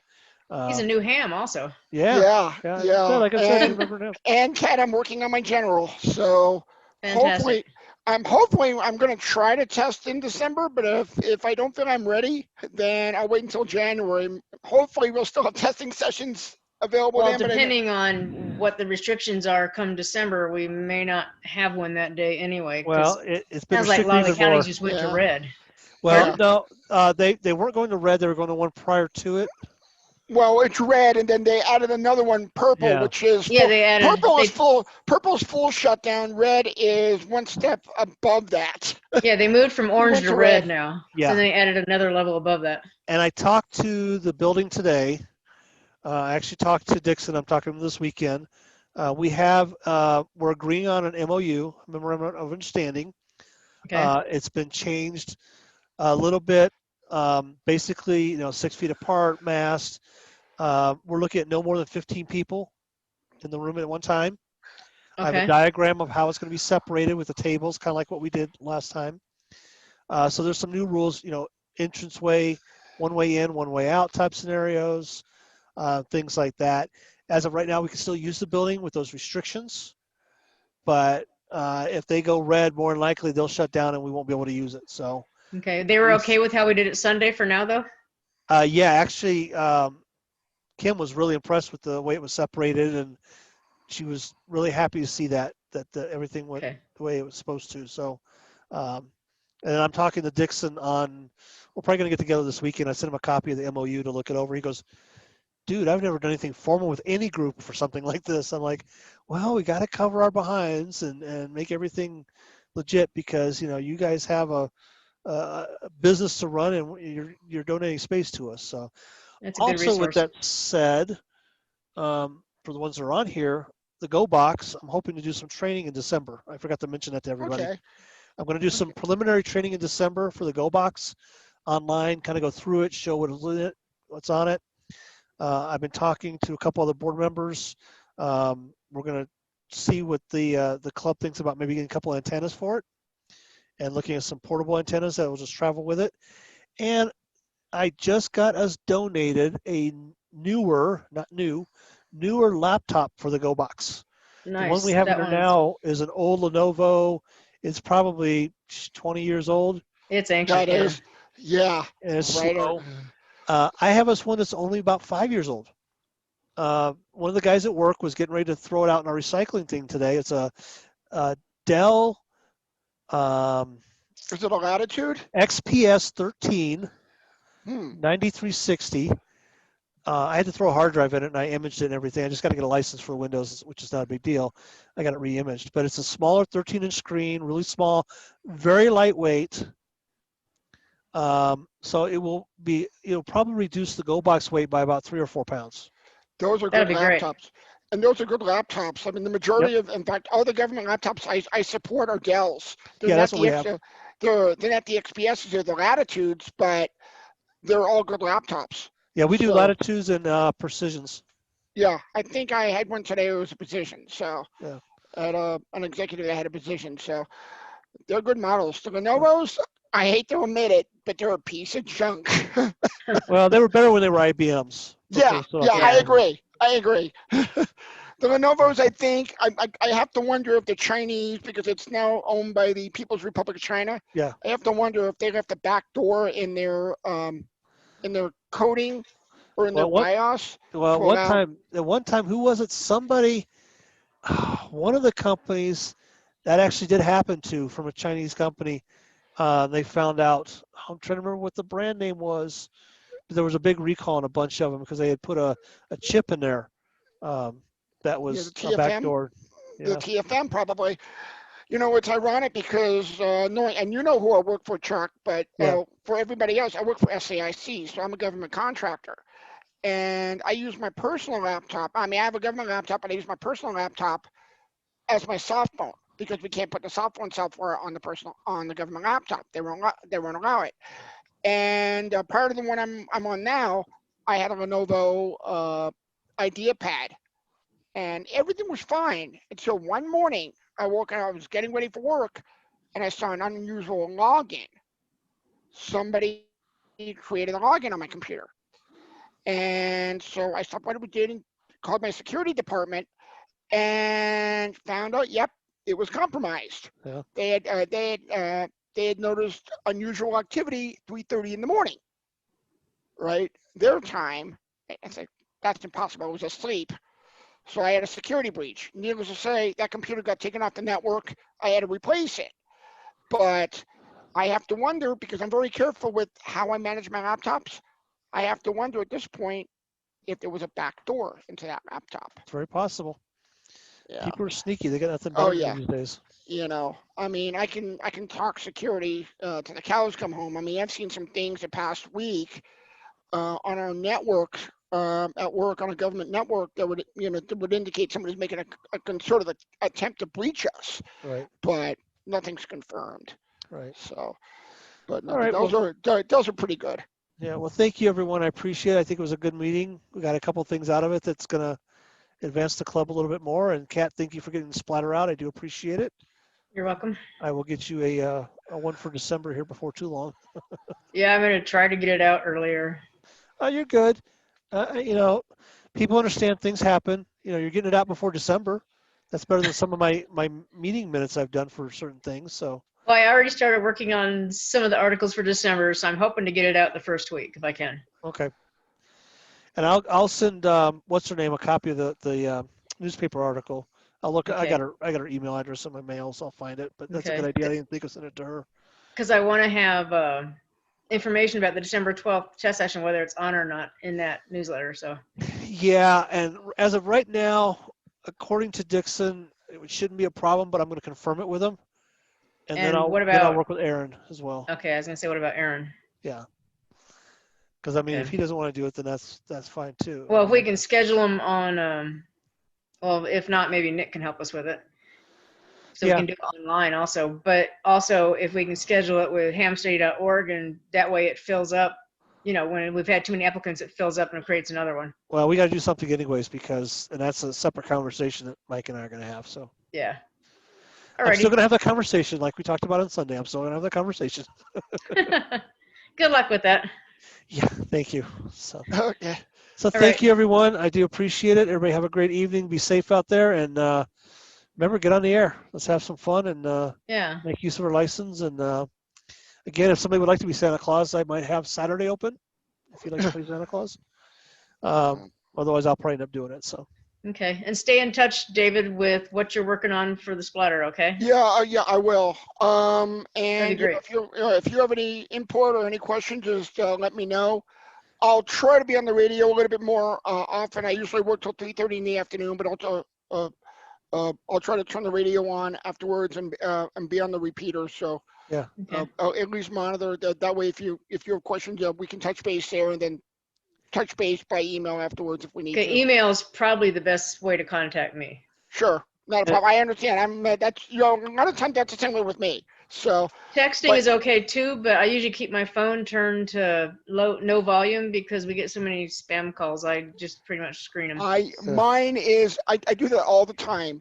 And I have two cell phones. I have a government issued iPhone and I have my personal cell phone. And I keep them both turned off. Well, not turned off, but I have them both turned to mute. Yeah. Yeah. Us too. Unless we recognize the number, we usually don't answer it. Yeah, exactly. Right. And so, David, in your list, I know Longmont is encrypted now, digital, so we can't listen to traffic on Longmont. Right. But if there's any other fire, police, Boulder County. Boulder County is available. I think Rocky Mountain. I think it's Rocky Mountain is available too. The fire protection district. The rural Larimer County is available. I say go ahead and add them. Anything that you can find. I will. Yeah. Anything that's not digital that we can get into, that's great. Oh yeah. Well, we have club members that live even 70, 80 miles away from us. Up in Weld. Right. No, so, I can pull those frequencies from radio reference. I know they're active, and I can pull them from my scanner as well. And I'll put together a spreadsheet or at least a basic cheat sheet, and then the users can pick and choose. Yep, exactly. Just go from there. At least we make the information available to people, and they can program the radios as accordingly. Right. We don't want it to be. I don't think we want it to be too unwieldy though. So no. I mean, I can pull probably a good 100 so channels, but that's too unwieldy. So I'll try to. Well, I can add that list to the back end of the splatter if it's too big for a regular splatter article. It's not a big deal. Right. Or I'll just put it on a web page or whatever. And I just think if we make it available, even if it's 100, but again, if you have something in there for maybe Broomfield, I probably won't put that on my radio. Right. I'm far enough away. I think that's not a problem. But yet I am just south of Larimer County over here.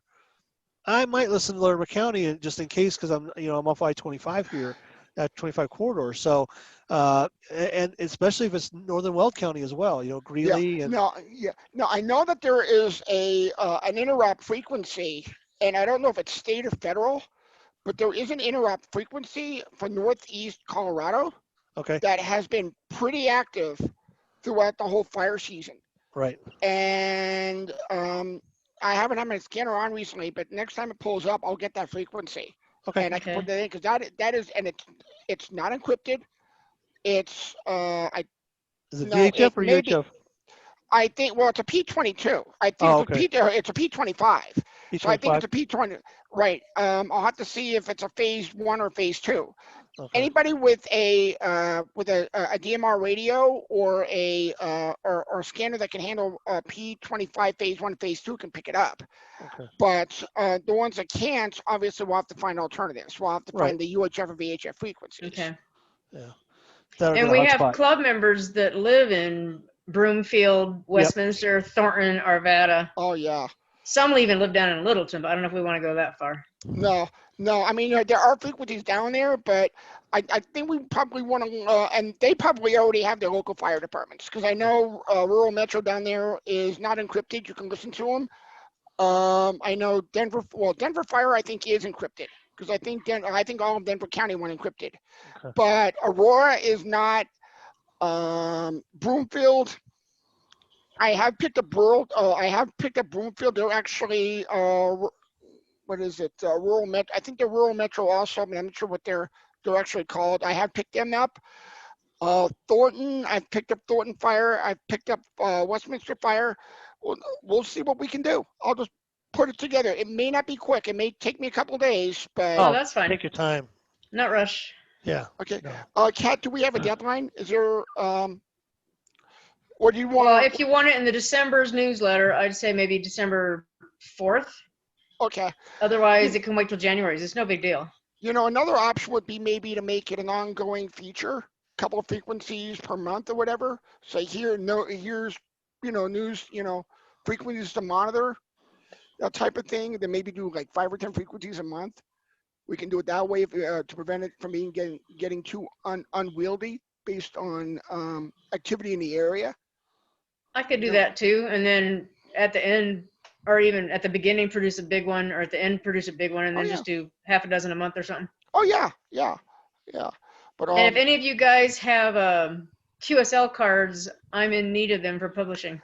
I do. I actually had some printed, and so what I can do is I can either mail it. I can mail one to you, Kat, or I can scan one in and email it to you. It's however you want to do it. Doesn't matter. You can send it to my email address or pop it in the mail on our QRZ address.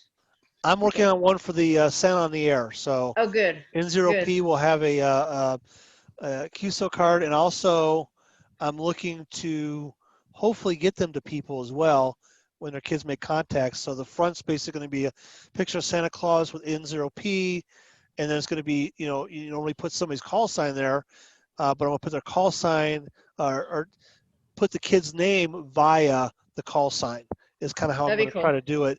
And this way it's a little something extra for the kids as well to get them involved with, I may talk to somebody and they send me a picture or a card. Well, it'd be, something for them to keep and exactly. Be proud of. And can you send me a copy of that? As soon as I get it built, I will. John sent me a picture yesterday, so I haven't had time to look at it yet. Fantastic. So I'm in the process of working on a card like that I'm going to get done, and then I've got to make my own. Go to cheap QSL. I know. They're actually, and they're good quality cards. That's where I got mine from, and it was a very quick turnaround. I ordered my cards. They sent me the confirmation email, I think the following day or a day after, because I think it was a weekend, and I had them by Thursday or Friday the same week. Oh, that's great. Really, really quick. Yeah, it's just a matter of me getting on, designing it, and getting it done. That's all. It's just in your spare time, right? Yeah. Kat knows my spare time is very limited these days. Well, you and I are in the same business, so I definitely understand. Plus, you've got other responsibilities, so. Yeah, I'm also on 2 boards, so. And he's got a family. Yeah, well. And I have a stepdaughter coming home tomorrow too. Yeah, my family is my wife, my cat, my guinea pig, and extended family outside. So, which I probably won't see because of COVID. So. Yeah. We'll go from there. Now now Amanda Alden is the lady's name from Ham Oh yeah, Nation. Amanda. Yeah, that's who it is. She always says she's looking for articles or information about clubs, right? Yeah. I'm kind of wondering. I've listened to Ham Nation online, and I know Bob Weil out there, Ohio, I guess his name is. He's always talking about traveling to clubs or doing club presentations. He might be good to see if we can get on, get to interact with us, or even Gordon West, if we can get Gordon West. Oh, that's why I liked Amanda that came on. I mean, Mark got Amanda for us, and that's one thing I'm looking for next year is I'd like to have more outside of the local area type people to come in. That's why I thought it'd be great to have Nick. He's outside of our little niche area, as I call it. James came up and talked about soda. He's up in Larimer County. Isn't Ed Fong coming in January? I think he's coming in January or February. Yes, Ed Fong's going to do a presentation for us on his antennas. So that is kind of where I've been concentrating more because, and you're newer to the club, so for you it's all new for you, David. But one of the things that I have found that we keep having some of the same stuff and the same people present, and I'm trying to spice it up a little bit by getting more faces that are necessarily outside of the local area. Hence why Nick was invited and things like that, because I think it was perfect. And Gordon West would, I think Gordon West would be perfect because he writes the license books, and I think he'd be a great presenter. Yeah, you get his contact information, or if you even want to take on contact him, go for it. Oh yeah, I'll see if I can either give him a call because his phone number's in the book, or I'll send him an email, and I'll see if he'd be interested in doing a couple presentations sometime next year once we have a time frame. March through November. Okay. Okay. It's the third Wednesday of the month. Okay. Pick a time, I'll fit him in. Yeah, I will reach out to him. Probably won't be until tomorrow, but I'll reach out to him, and hopefully I'll get a response, and we'll go from there. Okay. Let's see. Yeah, Ed is. Yeah, he's doing January 20th. He's doing January. Okay. And I'll have to check my calendar. I don't think I have anybody for. Actually, I think I got somebody for February too. Already. Another author that said he was going to that he would talk to us as well. I gotta go look at my calendar. I got so many things going on. It's not even funny. Because I remember, I think I sent you all that information at one point, right, Kat, for the board? A long time ago. Yeah, I'll have to update it again. I'll see what I sent and go from there because I want to make sure I don't forget anything and mess anything up. But yeah, anybody, and again, this is your club. You remember, somebody that like to present, just let us know, and we'll make it happen because this is what it's all about. You know what I mean? Getting people in. So okay. Well, so all we can do is say no, but that's the worst anybody can say is no. Yeah. That's it. Yep. So I've been married twice. I'm used to hearing no. So. Oh, me too. So I hear you. Hey. I've been married twice also. So. But I've also said no a couple times too. So it goes both ways there, Kat. That's good. So. Alrighty. Well, I better let you guys go. All right. Thank you, everyone. Again, have a great evening and take care. And we will talk to you soon on the air. Yep. Sounds good. All right. Thanks, everyone. Okay. Good night. Bye now. Bye.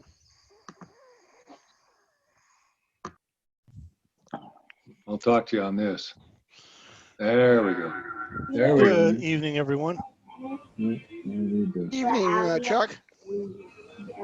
He made it. Got a nice crowd starting this morning, or this evening, or whatever time of day it is. It's not morning. All right. Hello, everyone. I spend my time in front of a computer all day. I don't know if I'm coming or going. Yeah, join the club. That would be able to destroy our building. All right, there we go. Got the wrong camera. It would be able to So Mark, I have a question for you. If I put another dipole at 100, crosswise, 90 degrees to my current dipole, I could switch between them. Yeah. Or I could get your advice on a much better antenna. But the dipole works for California and Florida. Yeah, I would just try some things and you never know. Well, the nice thing is it's inside, so I don't have to with it. Yeah. I plan to put up a 40-meter dipole that also fits inside. Okay. Well, let's see who we got here. I got to start taking notes, or I'll be fired. Hey, Chuck, you gonna fire me yet? No, you're not gonna get that lucky. Hey, Chuck, congratulations on the articles. Oh, thank you. Well done. Thank you.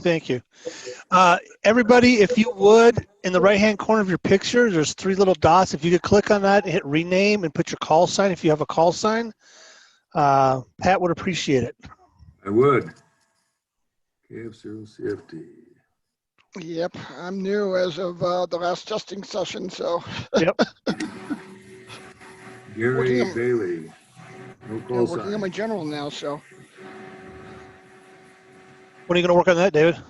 I'm working on it. I picked up an additional book today. I actually got the Gordon West book and delivered from Amazon this afternoon. So between that and the RRL book, I got it covered.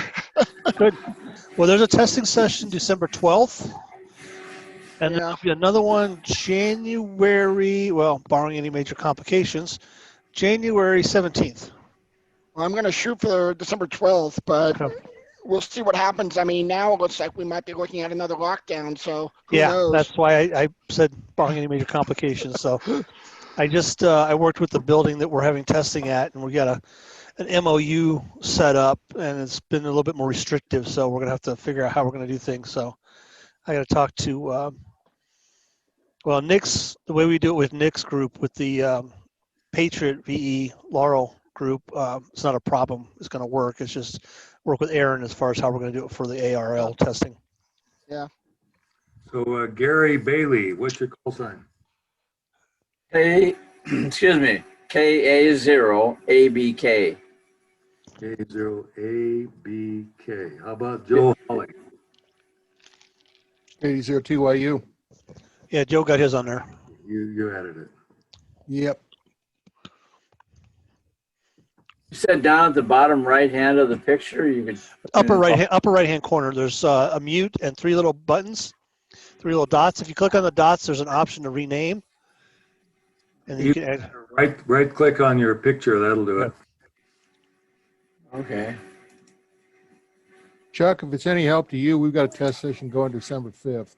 Oh, do you? Okay. I'll make sure.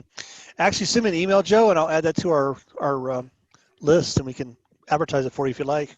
That'd be great. I got to wait for Darren to put it out because they're doing them. We're only taking 4 people at a time with two shifts. Okay.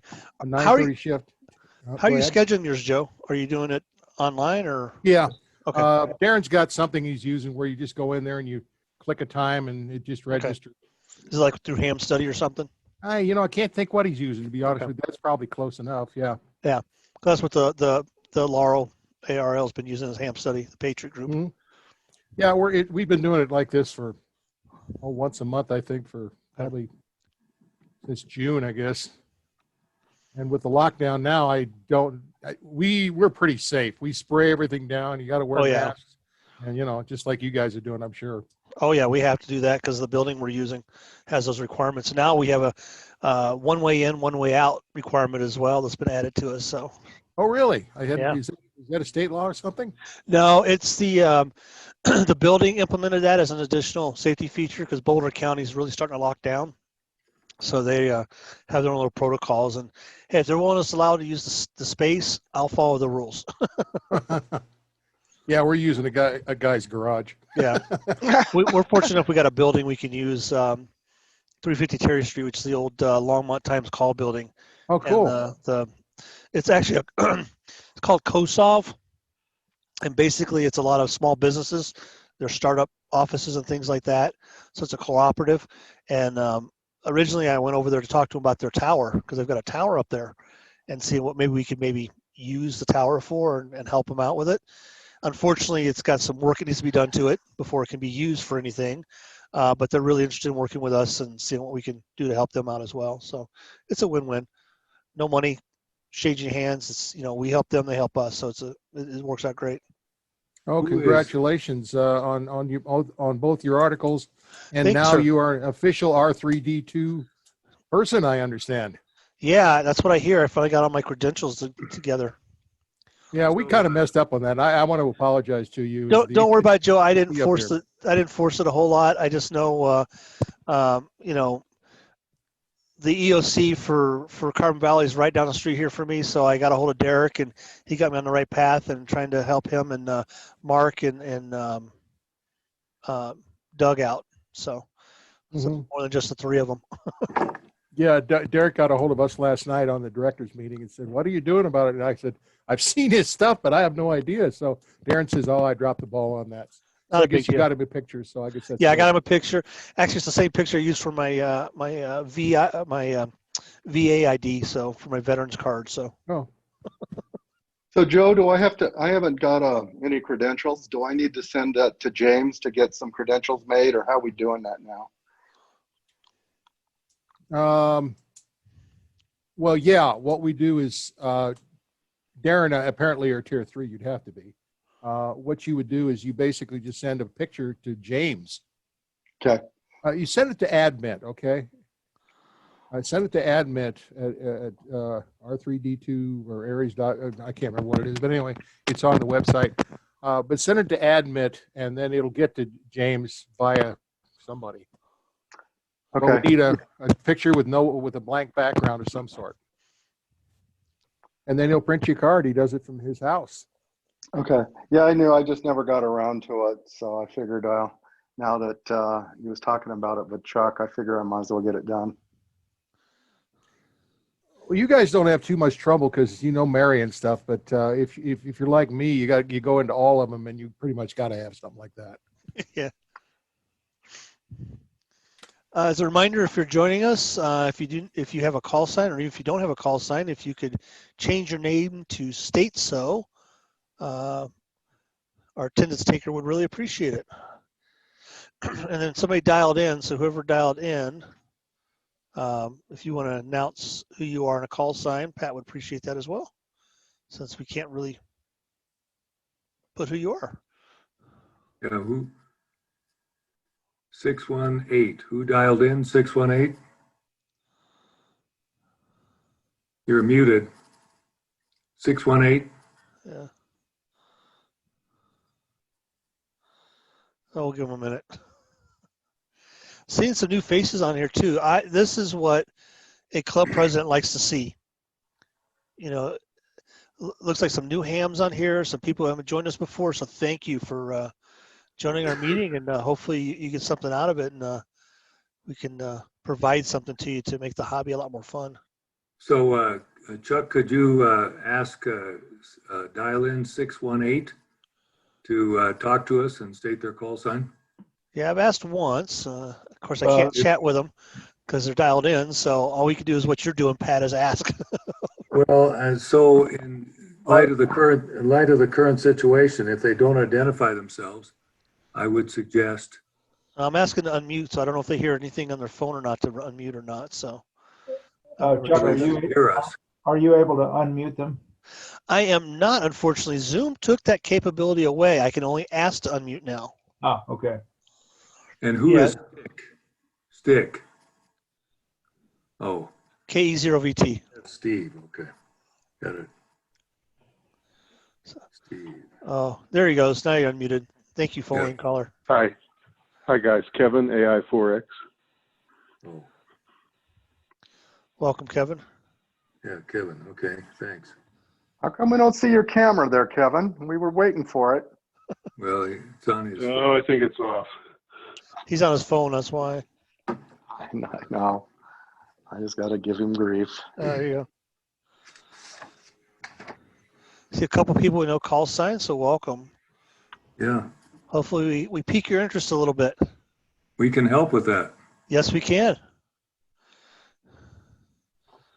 So. Okay. Hey, does anybody happen to know anything about CERT? I did check with the Erie Police Department about Boulder County's CERT, and they said Boulder County no longer has a CERT team available. Does anybody know if there's one in the area?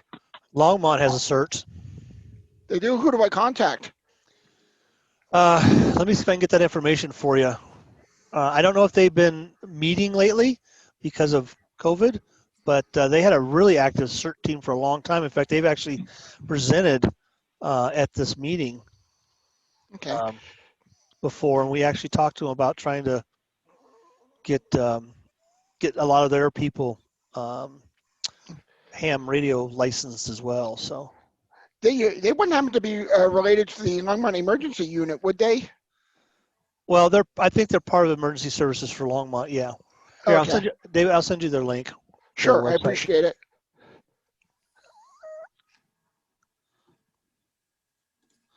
think I got your email here somewhere. Yeah, I'm sure you Yeah, I do. do. We've talked often enough. Yeah. There you go. It's in the mail. Okay. Let me hop on over really quick. And Nick will be joining us here in a little bit. He's looking for some coffee. He's on the road today, so I'm looking for some wine. yeah, you're looking for wine. That's your drink of choice. Certainly is. And there's nothing wrong with that. No, Hey, after the week I've had, I don't That blame you. looks good. What's Kat's call sign? I forget. Hey, Chuck, this is Steve. I'm going to reboot because I can't Okay. get camera to work. So I'm going to Okay, go ahead.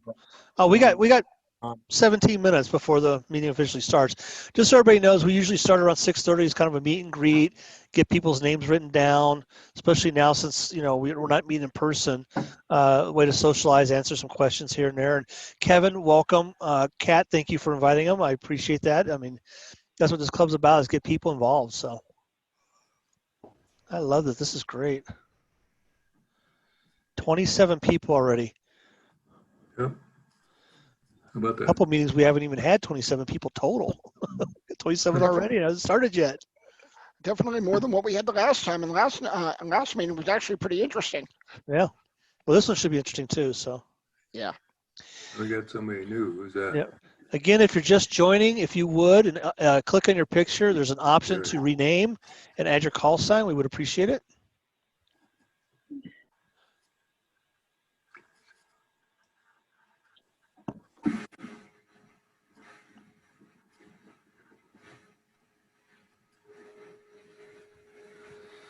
There you go.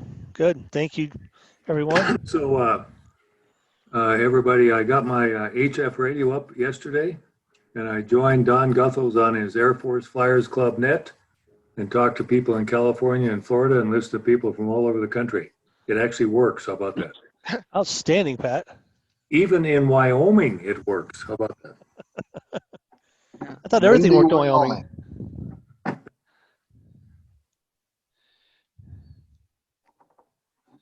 I've been playing with my my new DMR radio, got everything programmed and everything. So just I've been able to pick up stuff from across the country myself on it through the RM ham nets, but haven't really been able to transmit yet, at least not on DMR.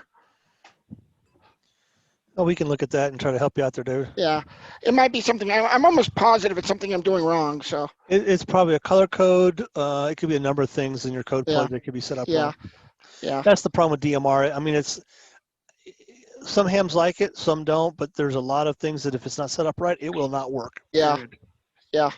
It may also be where I'm located too, because I'm in an apartment with only my signal stick antenna on it, so it may. But if you're hearing them, you should be able to transmit as well. So that's true. That's true. David, are you talking Brandmeister, or are you talking directly into the Rocky Mountain? I believe I think it's directly into the Rocky Mountain. All over the country kind of surprises me. Well, I know. Well, I know some of them. No, I know some of them are Brandmeister. I think some of the nets there are Brandmeister through Rocky Mountain Ham. And I think some of the ones I was trying to access was Rocky Mountain. In fact, I think it was a Rocky Mountain Ham Worldwide was the one I was trying to do. So I believe that is Brandmeister. Okay, the only one that we've got Brandmeister on Cheyenne Mountain, Colorado Springs, and we've got a Brandmeister up on Lee Hill out of Boulder. Those are the only two that you can get from a Brandmeister into. All of the other sites around, I guess you can get in now into the Central Talk group and the South Talk group from a Brandmeister. Well, yeah, it was the one I was going to the Lee Hill repeater, so. I haven't looked and tried that. I know there was some configuration changes with it, and and not all the talk groups were available. But yeah, if you can hear it, you should be able to get into it. You can go to Brandmeister and then talk into the 700 or 720 talk group. Yes, I think if Really? you go to the RMHAM webpage, it lists the, it's translated, well, it was working, for the Brandmeister number to get into it. So Huh, I don't know didn't if that's changed. I don't know if that's changed or not. I know we've been doing some work on it. The wide talk group is not available by design. Yeah. Well, I've got the info, so I'll take a look at it later on when I get a chance. And So we we have have somebody new, Jay Smith. Can you give us a call sign? You're muted.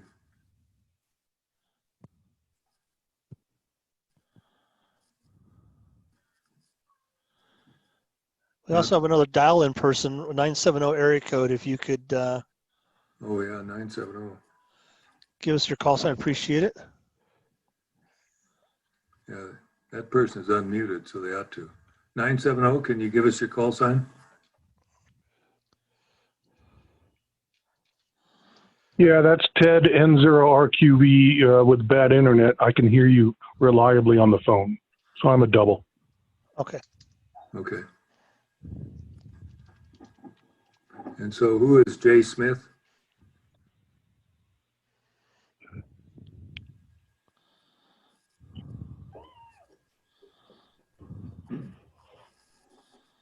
KFW CFA. What is it? Jay?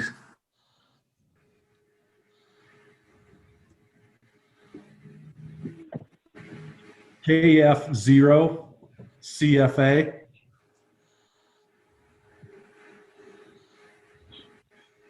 Did you get that, Pat?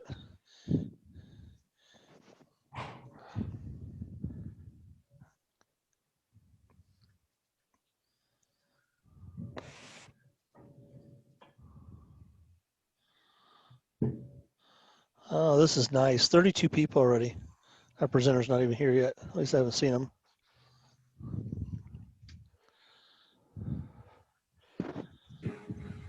Okay, unmuted. Jay Smith. Yes. Who are you?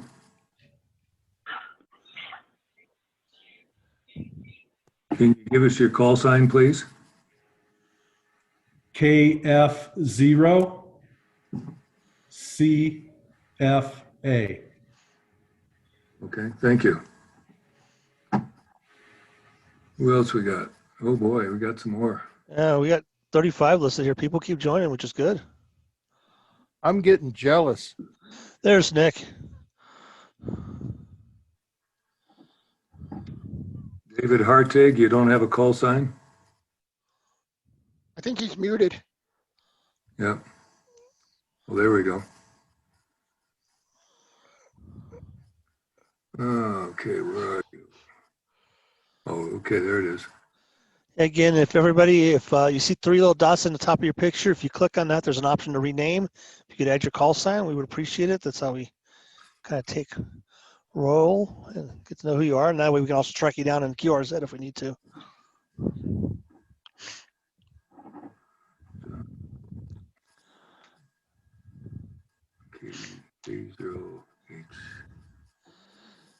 Thank you, Nick.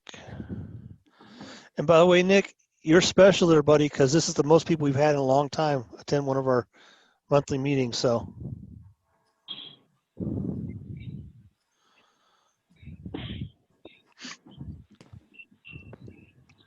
Hi, Nick. He's muted. Yeah, he's muted. Oh, yeah. Now he's done.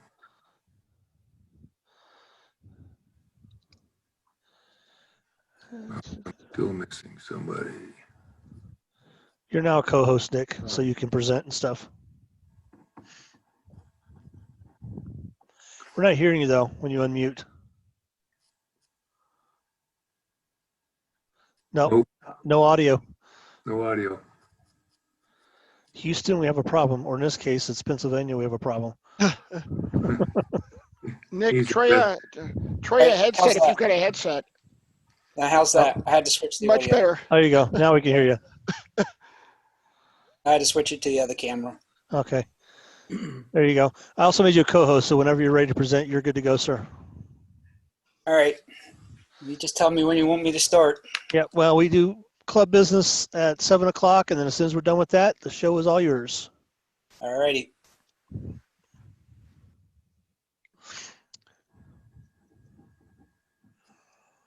Steve, you got your hand raised. You got a question? No. Okay, I'm sorry, KM6 SJA? No, I don't. Okay. I see your hand raised. That's why I was wondering if you had a question. No, that's right. It's fun to play with Zoom. I don't mind that. Go for it. I just want to make sure if you did have a question, we answered it for you. It should be removed now, Jack. It is. Zoom can be fun. Isn't that from Zoom from the Mazda commercial, Chuck? Yeah, it is. Zoom all the way. All right, a couple more minutes and then we'll get started. Again, everyone, welcome to the third Wednesday of the month, Longmont Amateur Radio Club monthly meeting. Hopefully everybody's staying safe out there. And I know we'd like to be in a room and sit and talk and face-to-face, but unfortunately, the world's got different plans for us for right now. So until that changes, this is what we're going to do. Had a nice bike ride in Longmont today with 11 of my cycling friends. It was great. Cool. So you came out to Longmont and then back up to Wyoming? Yeah. If I would have known that, we could have gone and had lunch. Yeah, well, we could have after the bike ride. Yeah. Do that next time. We'll come down and have lunch. Because I was right in downtown. I actually had to run over to 350 Terry Street, and then I ran over to the Justice Center and had to take care of some stuff for the repeaters. So we'll have to do it in Weld County from now on. Boulder County's going to lock down. So yeah, yeah, it is. A couple of our guys went, actually ran a radio communication for a bike race on Saturday up in the mountains. Oh. Snow and 70-mile-an-hour winds. Wow. Had 136 people and only 2 dropped out. That's not bad. I would have been one of the dropped out. Hopefully they had a tailwind. That sounds like Wyoming. Well, they actually said something.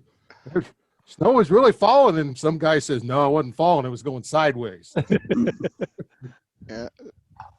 That sounds like Cheyenne. We had that all last week. Oh, really? You're up there? Okay. 40-mile-an-hour sustained winds with gusts to 60 or so. Oh, my.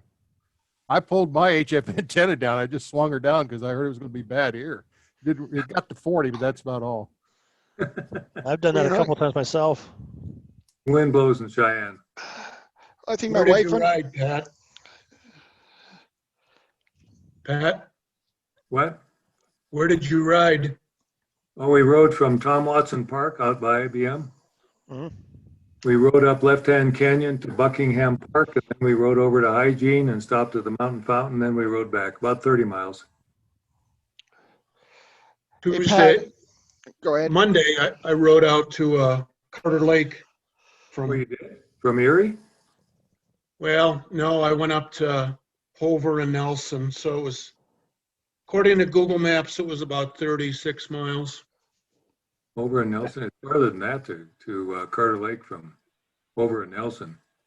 Okay, tell me what it is. I like bigger numbers. It's at least 45. Oh, I like that. Makes Ed feel a little better, right, Ed? That's a good ride. It is. That From last Tom- half contacts. From Tom Watson Park, it's 50 to Carter Lake and back. Is Carter Lake got any water in it now? It's low, like any seasonal time. It's low, but it's not empty. I thought they were pulling water for the fire out of there. Maybe it was Horsetooth. Can you hear me? Yep. We hear you, Don. Yeah, can Pat hear me? Yeah, hi, Don. Hey, do you have any more HF contacts? No, I was riding my bike today. I wasn't on the radio. Oh, well, you sounded pretty good on the SDR the other day. Well, I was listening to people. How about that? Yeah. Well, you were coming through on the SDR. Of course, you weren't coming into my station. We're too close. Yeah. Well, my antenna's pointed north-south and you're directly south of me. So that's not going to work. Well, if it weren't for, the vagaries of propagation, there's a possibility the ground wave could make it. Yeah, we've done that before, you and I, but I was a lot closer then. No, it's great to talk to everybody. It's a nice group of people you got there. Oh, yeah. Yeah, a good bunch. Yeah, for everybody else, we had all sorts of wonderful Air Force stories. Every day. Yeah. Yep, okay. Anyway, we're monopolizing the conversation, Mr. President. It's up to you. Oh, no, you guys are good. This is what this is about, so. Did you try any of those SDR URLs? No, I haven't, not yet. They're pretty easy to use. Yeah, I'm just setting up my ham shack and I'll spend some more time out there. I haven't, seriously, I've just finally got an antenna up that works, my 20-meter dipole, so. And Mark's gonna come up and help me with my vertical and maybe something else. I can probably put up lots of antennas on my space here. We'll see. That's good. Once you get them all working, we'll get you a remote SDR and we can access it from your place. It sounds good. And everybody's welcome, you know. We can go to a restaurant here in Cheyenne, no problem. How much space do you have up there? We got 6 acres. So you up by yourself or neighbors after that 6 acres? Oh, well, no, there are neighbors around and there are HOA rules, so antennas have to be approved. And so my answer to that is, yeah, maybe. As long as nobody complains. It's better to ask for forgiveness than permission. Make sure you send them a picture. Steve, we've got a little more space up here than you do. Yeah. So it's not really as much of a problem. So on that bike ride Monday, I passed a little hill where there's some ham that's got 6 or 8 towers with 2 or 3 it's up on. Yeah, I know where it is. You know who that is? Call sign?